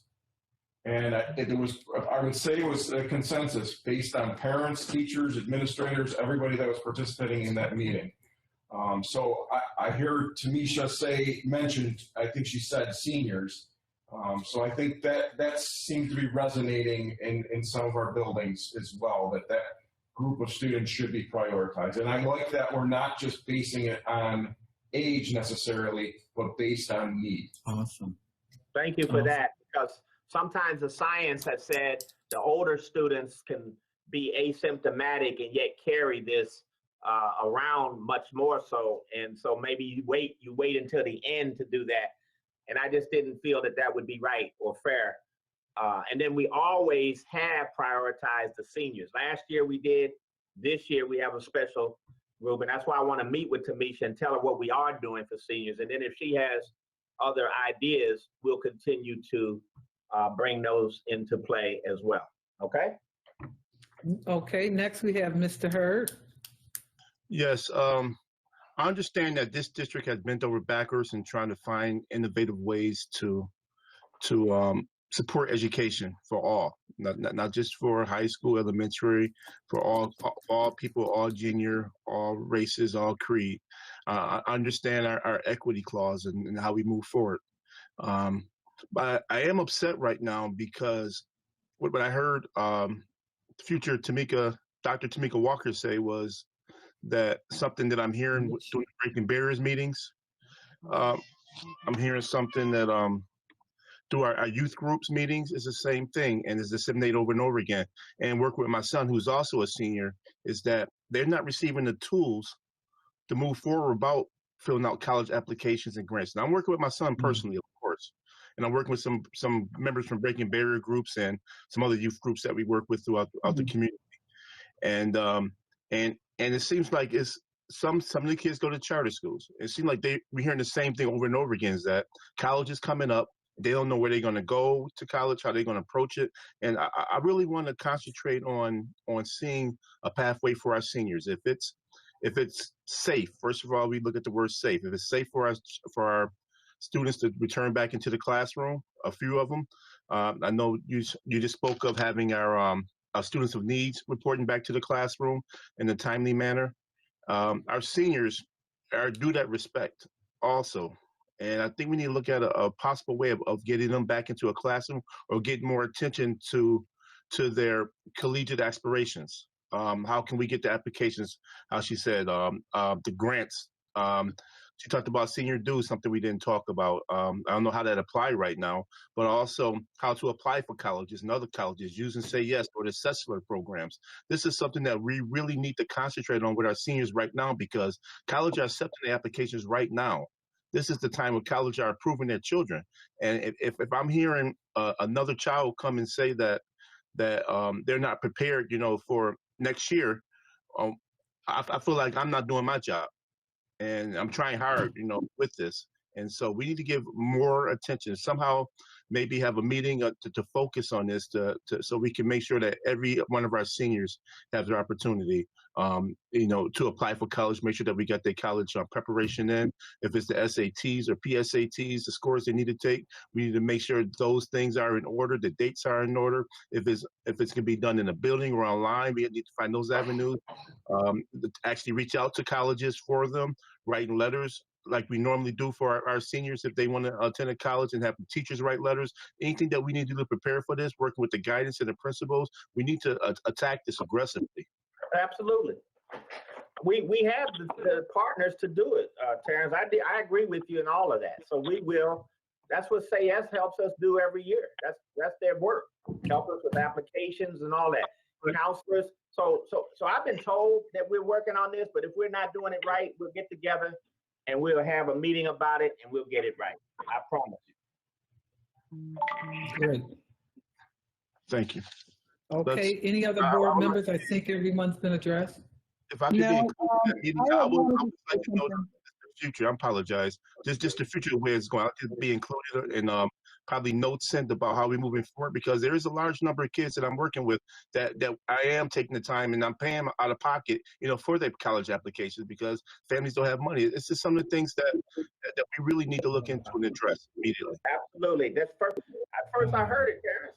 I'll do it. I'll look into anything. I look into anything that I hear about. Anything that I hear about, I look into it. I said this many times in the past. Okay.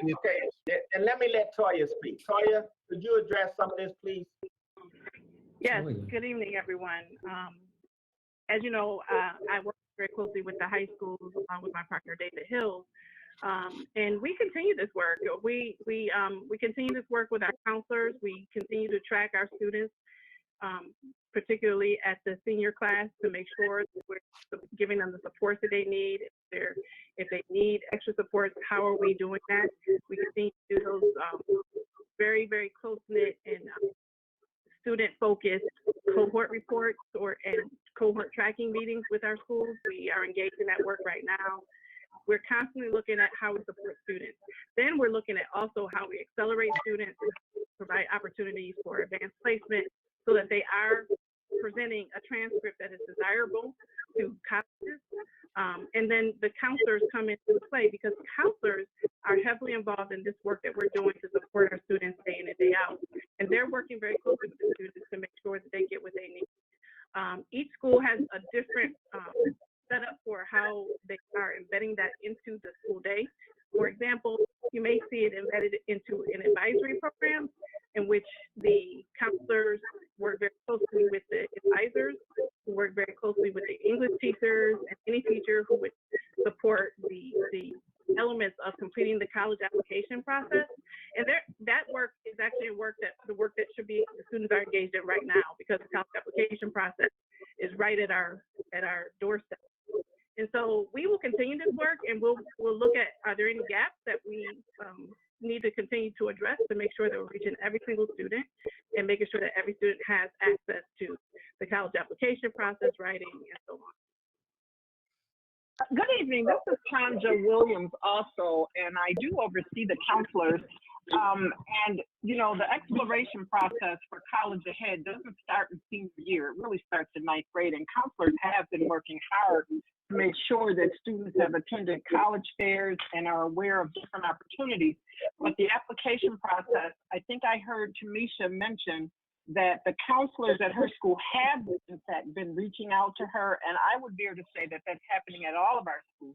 But there is an application process, and counselors work hard to make sure that applications are completed in a timely fashion and that all of the requirements are adhered to. They can support students with identifying recommendation letters that they may need to support their applications. The scholarship process really kind of begins like, you know, in January. That's when you start getting hit, you know, learning about different scholarship opportunities.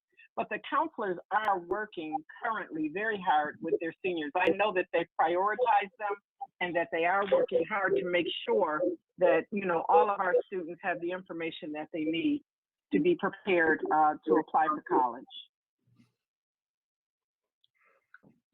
Dr. Cash, you gave us your stats on each of these surveys, and what your own survey clearly tells you, anywhere from percent of our 33,000 students to 60% say they want to come back to school. So you got your survey, it's consistent with what we're hearing. And I just feel that you just need to make your plan on who you're going to address first, because there's a lot of pain out there.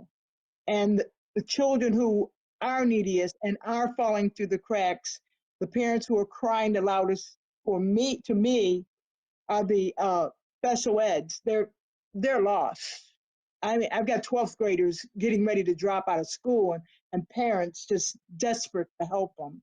And then I hear, and I agree, that the seniors are critical. This is it for them. So, I mean, those two definitely. And then I'm getting a lot of English language learners saying they just can't make it because the challenge is too great. So you have your mandate. We do need to bring the children back. You said 7,000 to start, but with a 40% to a 60% figure, I think you're looking at double that. And we need to do something to stop the pain. We really do. That's all I wanted to say to you. Thank you. Thank you, Ms. Are there any other board? Ann Ann Rivera? So I'd like to encourage us to think in a couple different ways about this. And so one of the things is we serve a really large community with a wide variety of needs. And I think most of the comments from the board members and from Ms. Walker have shown us that tonight. I like the idea of a tiered system because it's a way in which that we can address a variety of needs. But the other piece that I really want to emphasize is that we need to ask who needs to go back, but we also need to ask who can we serve better via remote learning and in what ways? Because one of the things that Ms. J was pointing out is that working parents are in a double bind, right?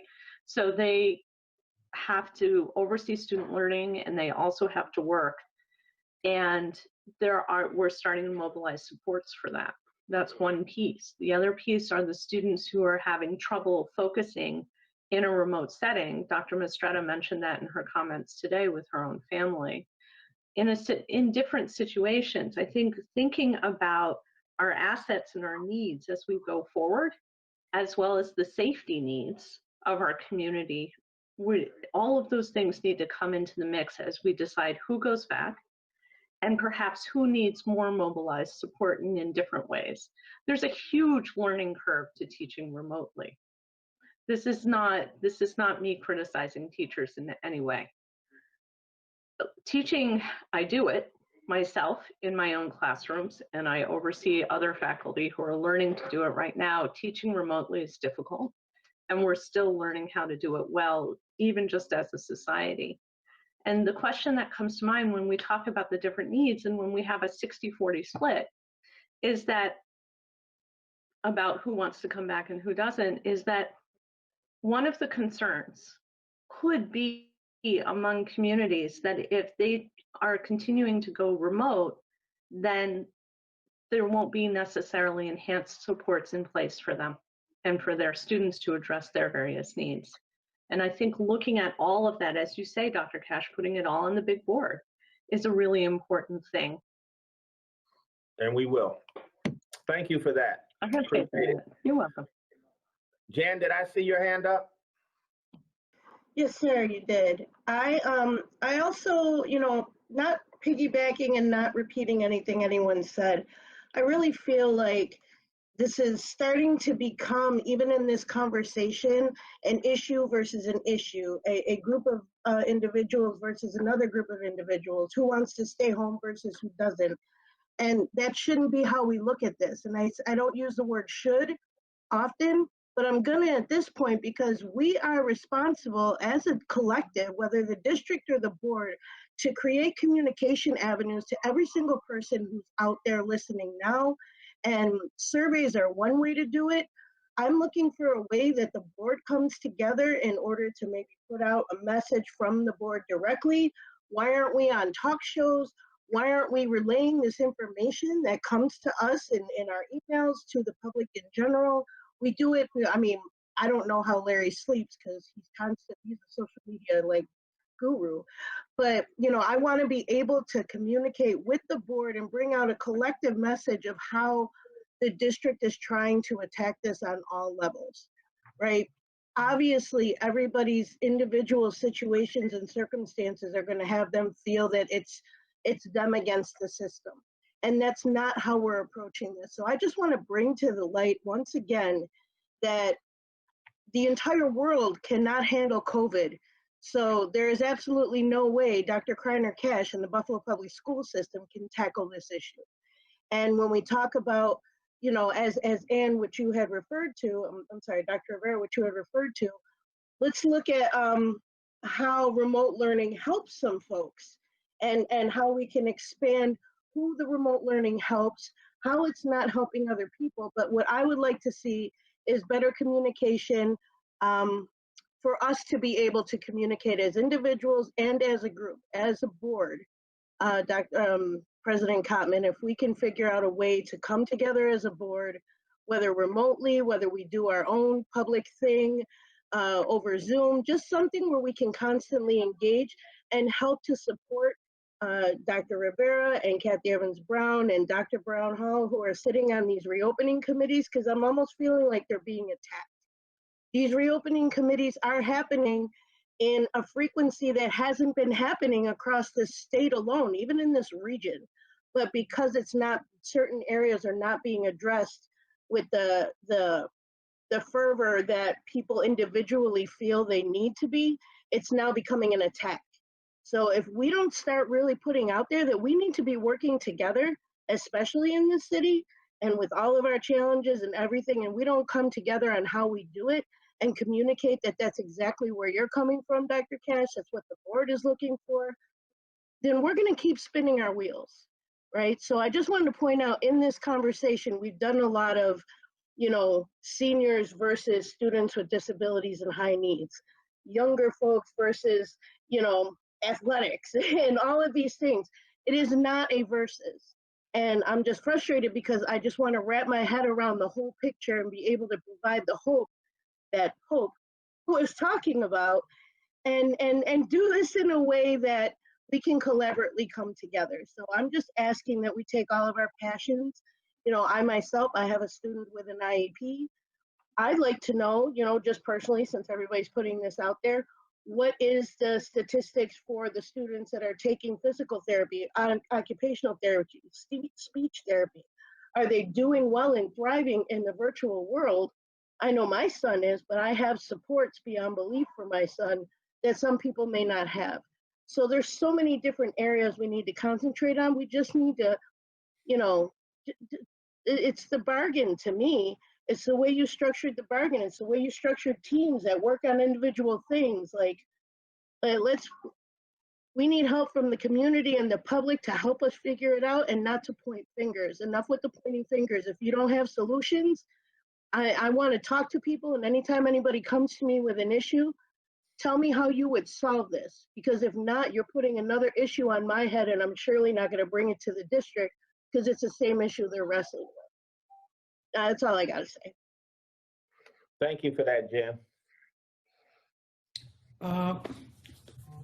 All board members have had their say. I simply would like to say that what I would like to see, particularly from DPCC and Jessica and Jessica Bauer's healthcare workers, is for them to start being similar to what you're saying, Jennifer, to be available or receptive to working together and not playing Monday morning quarterback. Okay, it's easy for anyone to find fault. It's very difficult to find solutions. And so what I'm asking those two parent groups to do is to come up with some ideas versus finding fault. For as many people who want their children back, there are parents who don't want their children back. And MVP recently did a parent drive. They did about 100+ new parents to their organization, to MVP. And they took a poll on the parents. And there were parents who wanted their children to go back. There were parents who did not. Okay. And it was consistent. So what I'm saying is that if your soapbox consists of finding fault in a time when you should be able to come up with solutions, then shame on you for not coming up with solutions to help us with this. Stop pointing the finger, get in the game. Okay. This is not child's play. We have a lot of work to do, and your soapbox consists of finding fault 24/7. Stop it. We cannot grow as a district. We cannot grow our parent organization with that type of animosity that exists. It's tired. People are making decisions together now. They are not doing it separately, and they're not pushing against the grain. They're pushing with the grain. We have over 220,000 people who are dead, and those are the only ones that those stats don't even represent the people who died from things related to that illness. Okay, so it's time out for finding fault. It's time out for moving forward and making things happening in a collective way. And if you can't do that, then why are you playing the game at all? If you can't make a difference, why are you playing the game? And yes, I'm calling them out because I'm sick and tired of the finger pointing. Since the time I've been sitting on this board, it has been consistent with finding fault, finding fault, finding fault. No, we're not perfect, but we are working damn hard to make a difference in the lives of these children. And no one is juggling 30,000+ children in this equation but Buffalo Public Schools. So either you're a team player or you're not. That's what time it is. And I'll be happy to have that discussion on an individual basis with each and every one of them. No problem with that. Okay, with that said, Dr. Cash, you had some other things you want to share. Oh, I'm sorry. Kathy Evans. No, Dr. Cassie Evans Browns, I'm sorry. Thank you for that, President Cotman. You know, I just want to add, you know, my 2 cents because Dr. Brown Hall has been doing a phenomenal job with this reopening for this district. Dr. Revere and I have sat in on many of those meetings, and it's a very diverse group of people.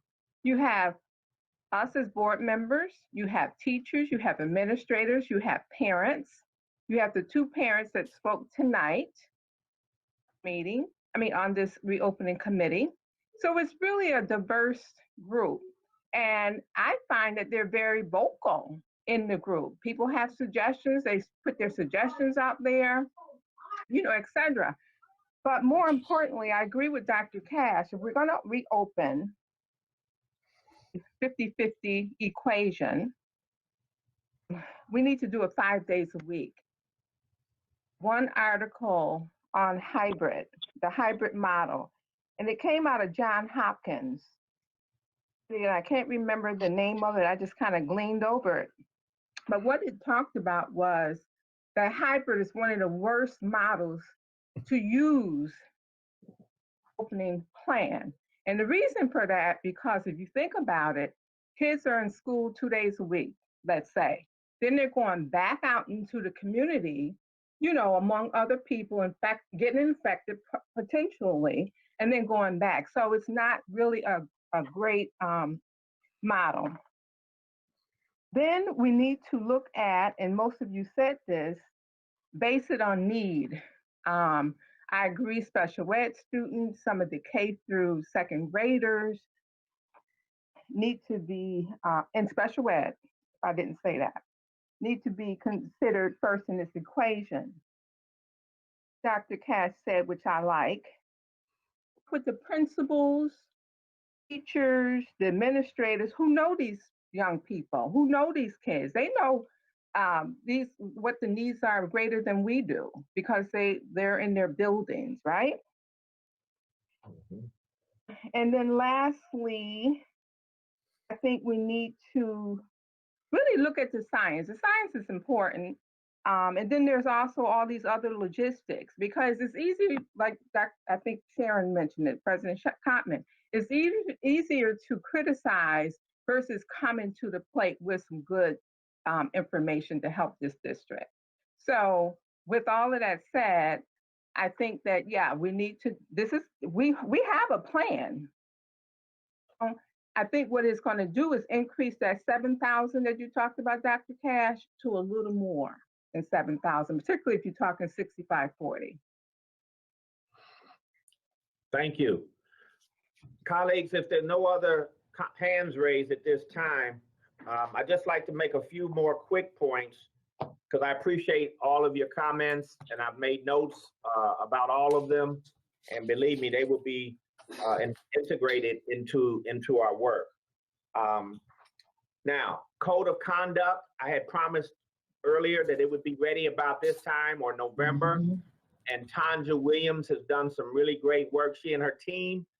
And it is ready for my review and for cabinet review. She's got it for Monday. We're going to be doing that.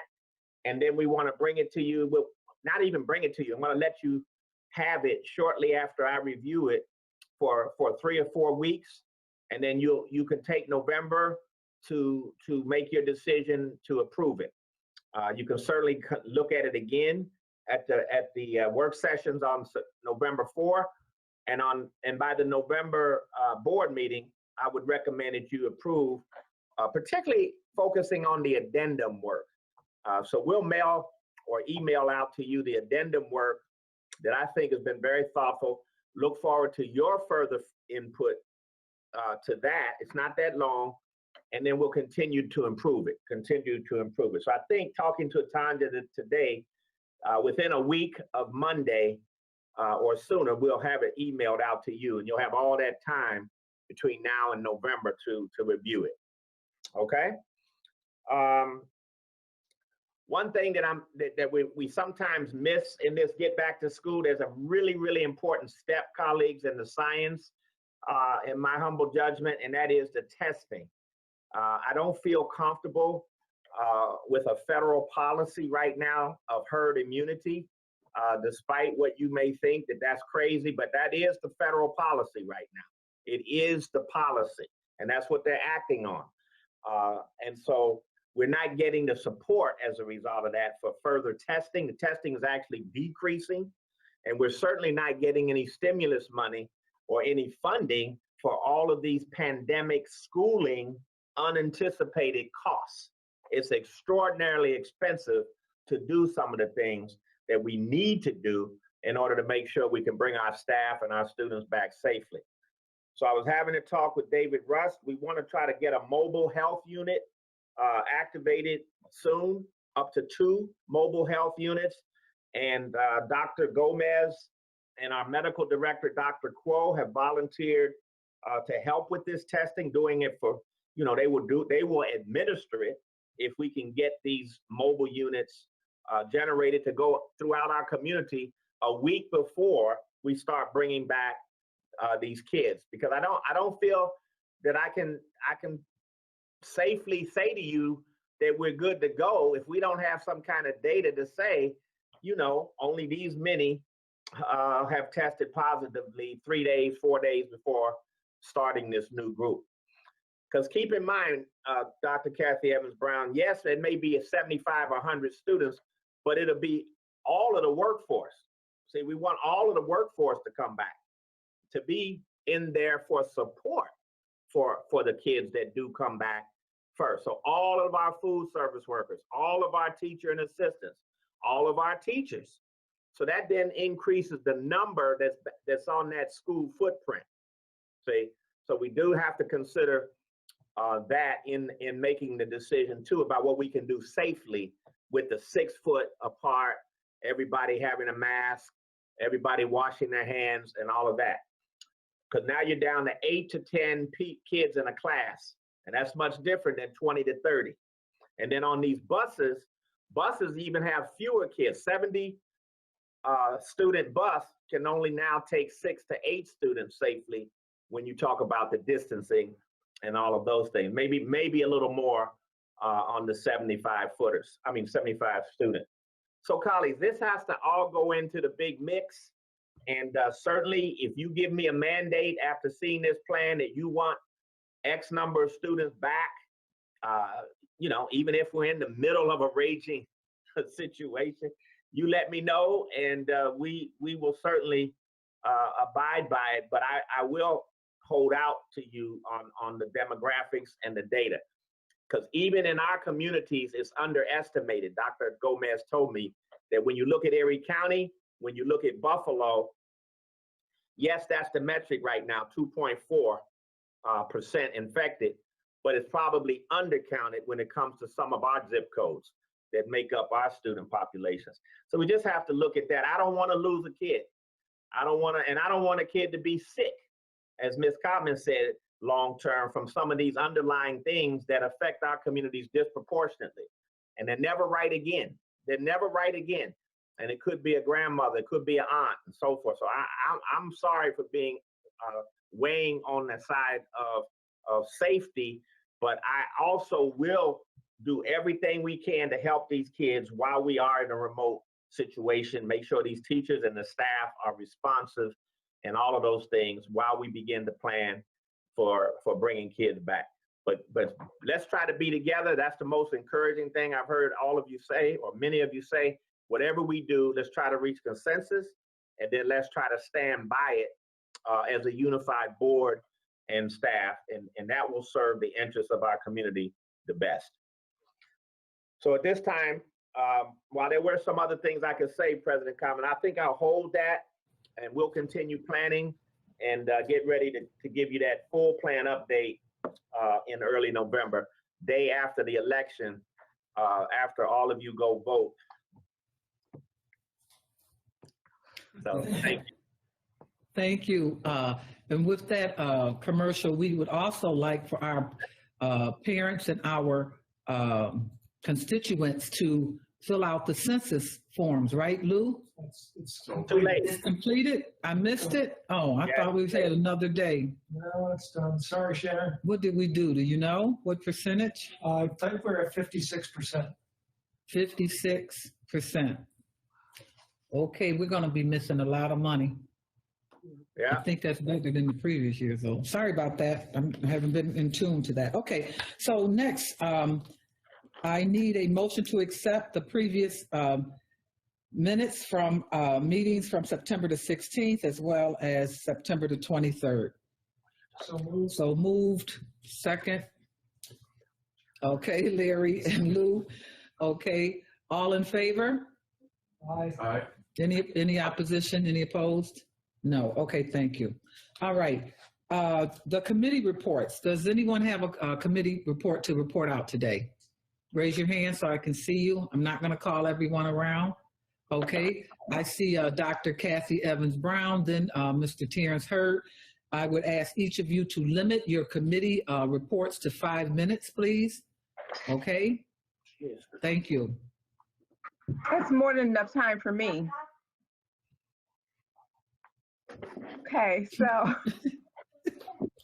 the student achievement report from our meeting, our BOE work session held on Wednesday, October 7th, 2020. It was very robust. It was detailed, lengthy. It went, I'm not even going to tell you how much time, but it was lengthy. It was a presentation and discussion.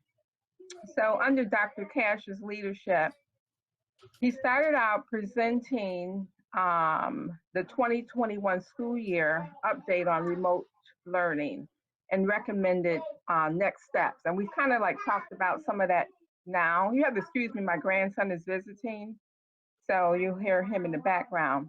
But Dr. Cash provided a snapshot of COVID facts today. Sharon mentioned earlier that 221,000 deaths from COVID since it started. We're seeing about 200,000 contracts per day. So it hasn't changed because more than half of the states are reporting upticks in COVID virus. And often, I know that, we all want this thing to go away, but we have to remind people that this virus is alive and well, in this city and across this country. So there is inadequate testing and tracing. You can't, we're not a district that are in the position to test everybody. As a matter of fact, the health department say that they're not in the position to do it either. They're only testing people who show signs of the virus, and that's it. They're only testing people who showing signs of the virus. There's inadequate testing and tracing. So the Department of Health cannot accommodate universal testing. And I know I've heard parent groups talk about testing, random testing, et cetera, but it's not happening in this district or any other district. So let's see. So in order to be, well, the health department isn't consistent, in this whole pandemic is evolving. Somebody mentioned that we're going to have a second wave. I think we're going to be in a third wave soon because we're seeing the upticks. So Dr. Cash noted that in order to have great schools, they include 3 variables: great leadership, great teaching, and great community support. I'm going to go back to great teaching because remote learning, remote teaching is very difficult. It's more difficult than in the class. Today, for example, a California teacher was doing a remote learning session, and she always waits for all her students to sign off. And the last students was a sibling group. I don't know if you heard this, but they had a break-in, and during the remote learning, someone broke into these kids' house And, you know, the teacher called 911, they caught the pervert. But it was just so ironic. The man was in their house and ran through it, and thank God they were not hurt. Okay, so let me move on. So during this pandemic in the remote learning model, we see ways to strengthen these variables to emerge, transform public education. And as you know, public education will never be the same. And then we had Ann Botticello, Dr. Tanya Williams, Dr. Cassandra Wright, Dr. Fatima Moore, Myra Burton, our IT Chief of Operations. They all provided presentations about their work. And so it was very robust, et cetera. And I'm not going to go into detail, but it was a very thought out presentation with slides, a lot of learning going on. Some of my constituents talk about how remote is working for them. And then you have others that talk about wanting kids in school. So it's a lot to think about. It's going to be really interesting. I think it's going to be inevitable, and this is me talking, that COVID is going to get into these schools. So that is my presentation. I really hope it doesn't get in our schools. Thank you, Dr. Kathy Evans-Brown. Mr. Terrence Hurd, you're up next. Thank you, Madam President. Well, first of all, I would like to talk about the Wednesday, October 14th presentation for educational support. During this educational support committee meeting, we talked about strong community schools and programming during the COVID. We felt that this is very important because Buffalo is one of those few districts throughout the country that has community schools, and we have a very robust system here, and we have a very high number of pupils that visit our community schools and Saturday academies. On October 14th, this presentation was brought to us by Tanya Staples, the Senior Director of Community Schools for Say Yes to Education Buffalo, and also Alyssa Mufelso. She's the Director, Strategic Alignment and Innovation at the Buffalo Public Schools. They talked about a robust public school community school program, which is, I believe, has to be one of the top of the nations. We talked about that. I've never seen anything like this before growing up, and I wish that, you know, they had these type of programs coming up, because I know it's going to have a great effect on our children and our population, with our kids and other community outlets and programs working together to edify our kids and our community. A couple of the things that we talked about was the summer pop-ups. We talked about virtual policies and procedures. We talked about virtual program, and because of the COVID, we were in the building previously at our community school sites, which was 28 throughout the city of Buffalo. Then suddenly with COVID hit, you know, it was a shutdown. But we were happy to see that October 3rd, you know, the academies reopened and they addressed the COVID concerns. And with that, I would just like to be one of the biggest supporters for it, because our kids during the COVID times, I feel like they're very oppressed. They're in the house, they're in the homes, they're frightened, they're scared. And this is one of the opportunities to have a let out for them to reach out to other people, other community members, and also our parents. And our parents, you know, we also talked about that our parents, since this remote learning has been established in the city of Buffalo, and how we adapted to it, and how it's become better and better, you know, for parents to understand and kids to work, that parents have been reaching out for education too. So they've been a huge part of this virtual process. And we thank the parents for, you know, being patient and learning along with their children and reaching out to the staff. Also, our community schools have now adapted, you know, to COVID. And we talked about our parent center offerings. We talked about our strong academic and innovative technologies that we using using the virtual method, everything being online, but finding new ways to adapt to it, so it's better learning. We talked about higher education. We work with our business partners. We also talked about the mental health clinics, and also preparing for our legal clinics. Now, if you want to participate in this, you have to go to our website. It's on facebook.com, BPS Community Schools. And some of the things, that that we're talking about is supporting families through connected learning, building substantial student cohorts, virtual Saturday Academy with the parent centers and adult education. And the adult education addresses like our parents' concerns. So it's something that the parents, the children all can work on together. And it also talks about the well-being. And let's not forget our food drives. This also, they give out food at these centers so that we can continue on, so we make sure all families are, health and wellness is addressed also. We talked about in April, this was one of our peaks that we had 8,000 visitors for the month of April. And then when the COVID hit in May, it went down to, because we was only open for the first week, it went down to 3,700 people. And then in June, it was 0. But one of our peak months was December of last year, and that was over 8,660 people that came to our community schools. So those were people that were left out when COVID came. So now they have opportunity to participate once again within our community projects. Some of the activities that they had was the virtual field trips. They talked about homeschooling and techniques and tips. The parent portal was reestablished.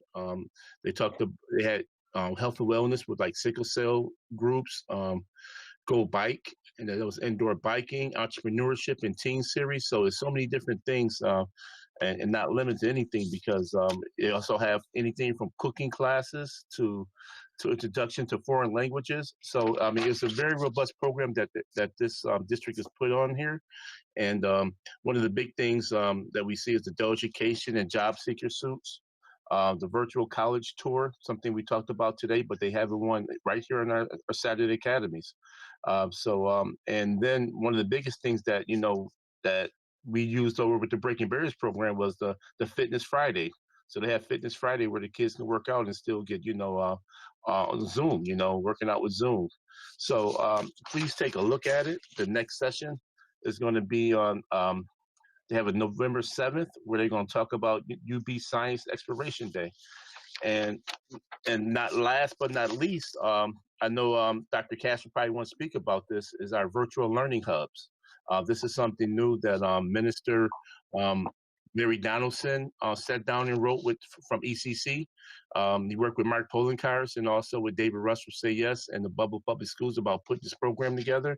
And I'm glad to be with him when he first started to write this, because it's a wonderful program, and it started October 5th through December 20th from 7:30 a.m. to 4:30 p.m. Monday through Friday, where we got virtual learning sites set up throughout the city of Buffalo. So I don't know if Dr. Cash want to reflect a little bit more on that, about our virtual learning hubs. Very quickly, thank you for that, Terrence. That's an excellent point. And I remember when Hope and others were talking about this some time ago, and then we put it into place. So Say Yes has over 40 sites across the city. I think many of them are faith-based sites and other. There's 1,121 students enrolled in those sites. This is mainly for 5 to 12-year-olds. And there's room for 1,400 more students to come and be in those sites. So let's get the word out, Eleanor and board members, for constituents who are struggling at home. They can go to these sites, these virtual hub learning sites each day, and get online with their teachers from these hubs. So I think it's an exciting experiment, and I want to thank Say Yes and Erie County government for their assistance in this innovation for our kids. Okay. Well, that concludes. You can actually reach it by going to the Buffalo Public School webpage for parents that want to reach out to the virtual learning hubs. It's a great opportunity for your children to get extra attention that they need and take some of the stress off the parents and the caregivers. So that concludes my report for the educational support. And I'd just like to thank the district and say yes, and Tanya Staples once again for doing a wonderful job, for putting this program together and helping out with our district and our kids. Thank you, Board Member Hurd. Next, we have up Vice President Lou Petrucci with our Executive Affairs, followed by Paulette Woods with Finance and Operations. Thank you. Thank you very much. At our Executive Affairs meeting this month, we had a presentation from Jamie Warren regarding the practices with respect to the district and the results of our hiring, who we hire by division, by department, and what that looks like. Basically, Ms. Warren's presentation showed that we still have a lot of challenges to go forward, going forward to make sure that our workforce looks like the city of Buffalo. While we do have some areas where we have where the workforce is represented or does look like the population, many areas, particularly with teachers, do not reflect the population of the Buffalo Public Schools. So I know that is one thing that Dr. Cash and his staff and Ms. Warren made a nice presentation about the various recruitment efforts that have been going on to try and increase our teachers of color throughout the district. But that still presents a challenge not only for Buffalo, but other districts within the state and the nation as well. Going forward, though, because this was such a robust presentation, we were unable to address our NWBE hiring practices, and that will be for a future Executive Affairs Committee meeting. Thank you very much. Wow, go ahead, Mr. Petrucci. Next, we have Board Member Paulette Woods with, do you have anything to report for Finance and Ops? Well, briefly summarizing, we had the Finance and Ops Committee report.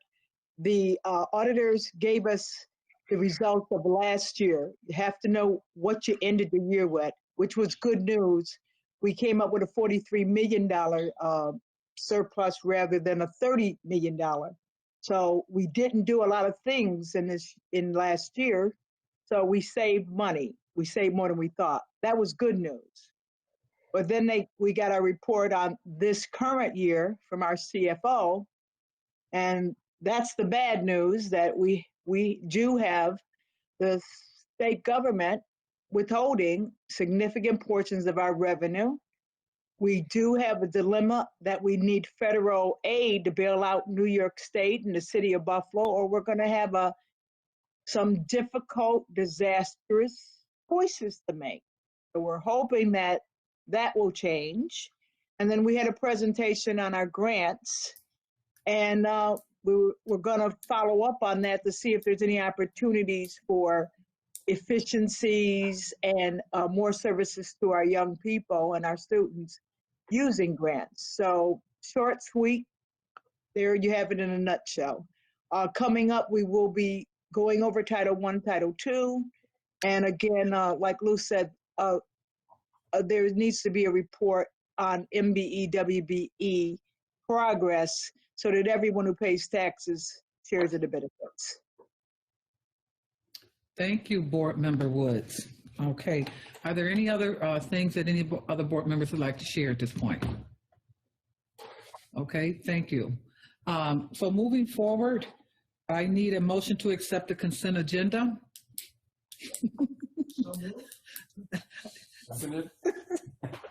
Okay, Paulette, Lou and Paulette, thank you, and Larry also.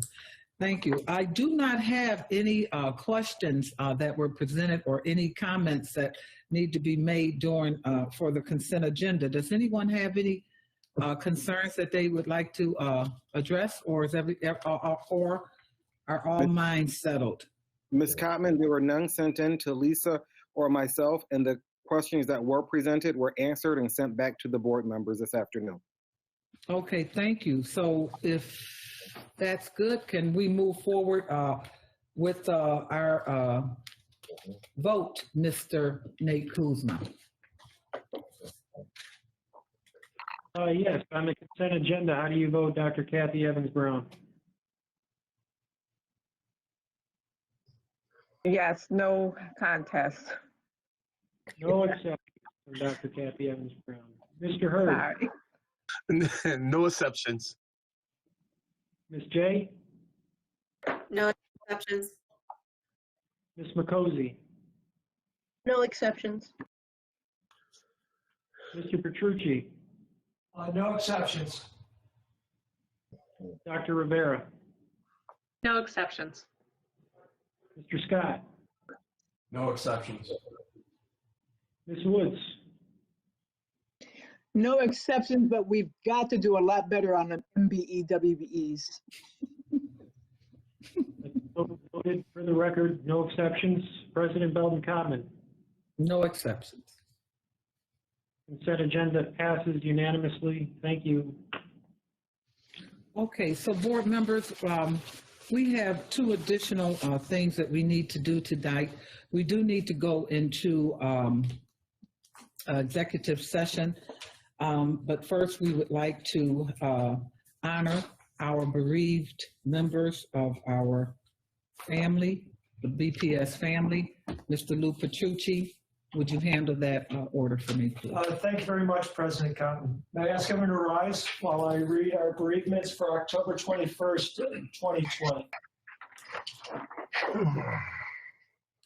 Thank you.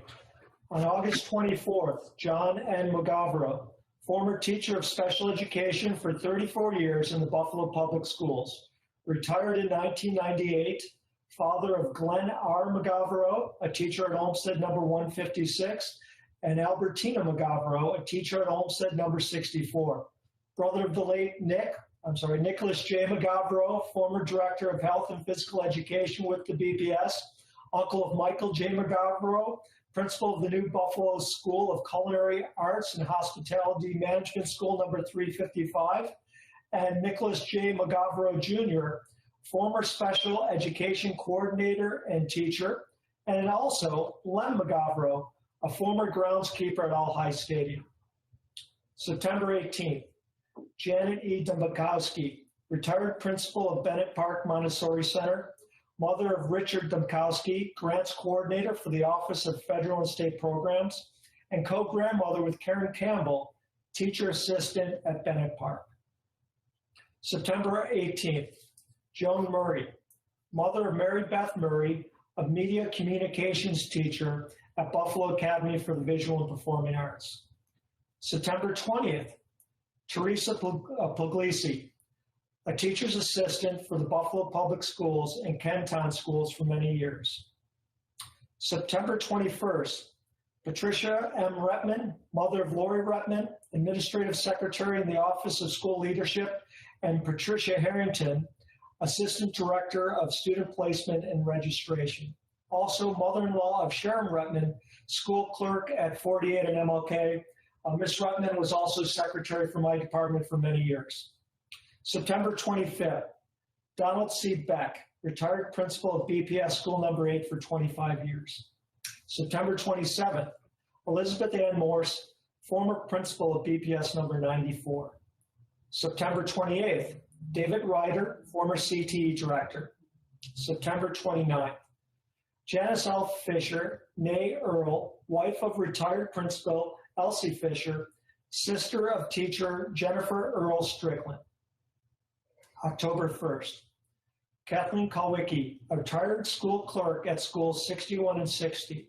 She also helped coordinate the Jesse Ketchum Awards. After she retired, she volunteered at the Hope Center in Buffalo.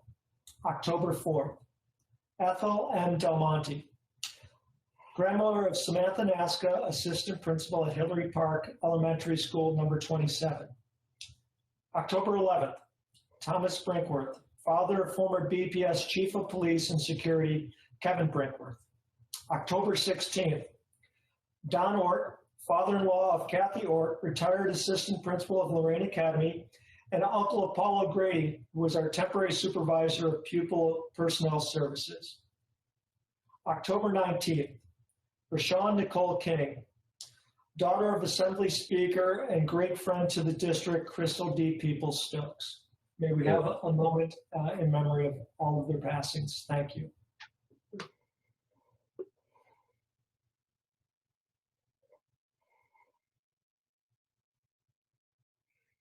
Thank you all very much. Thank you, Mr. Petrucci. May their souls rest in peace. Okay, so board members, we need to go into executive session. May I have a motion to go into executive session to discuss potential litigation related to the approval of Buffalo Commons Charter School, to discuss the negotiations of a contract with Spectrum, and for the purpose of obtaining legal advice regarding a contract that has been previously approved by this board. Paulette, second. Jen, we get them to do, they're coming through. All in favor? Aye. Any exceptions? Okay, thank you. All right, so we'll, how about if we take a, 5-minute break so that Mike Lucci can clear the phone? That sounds great.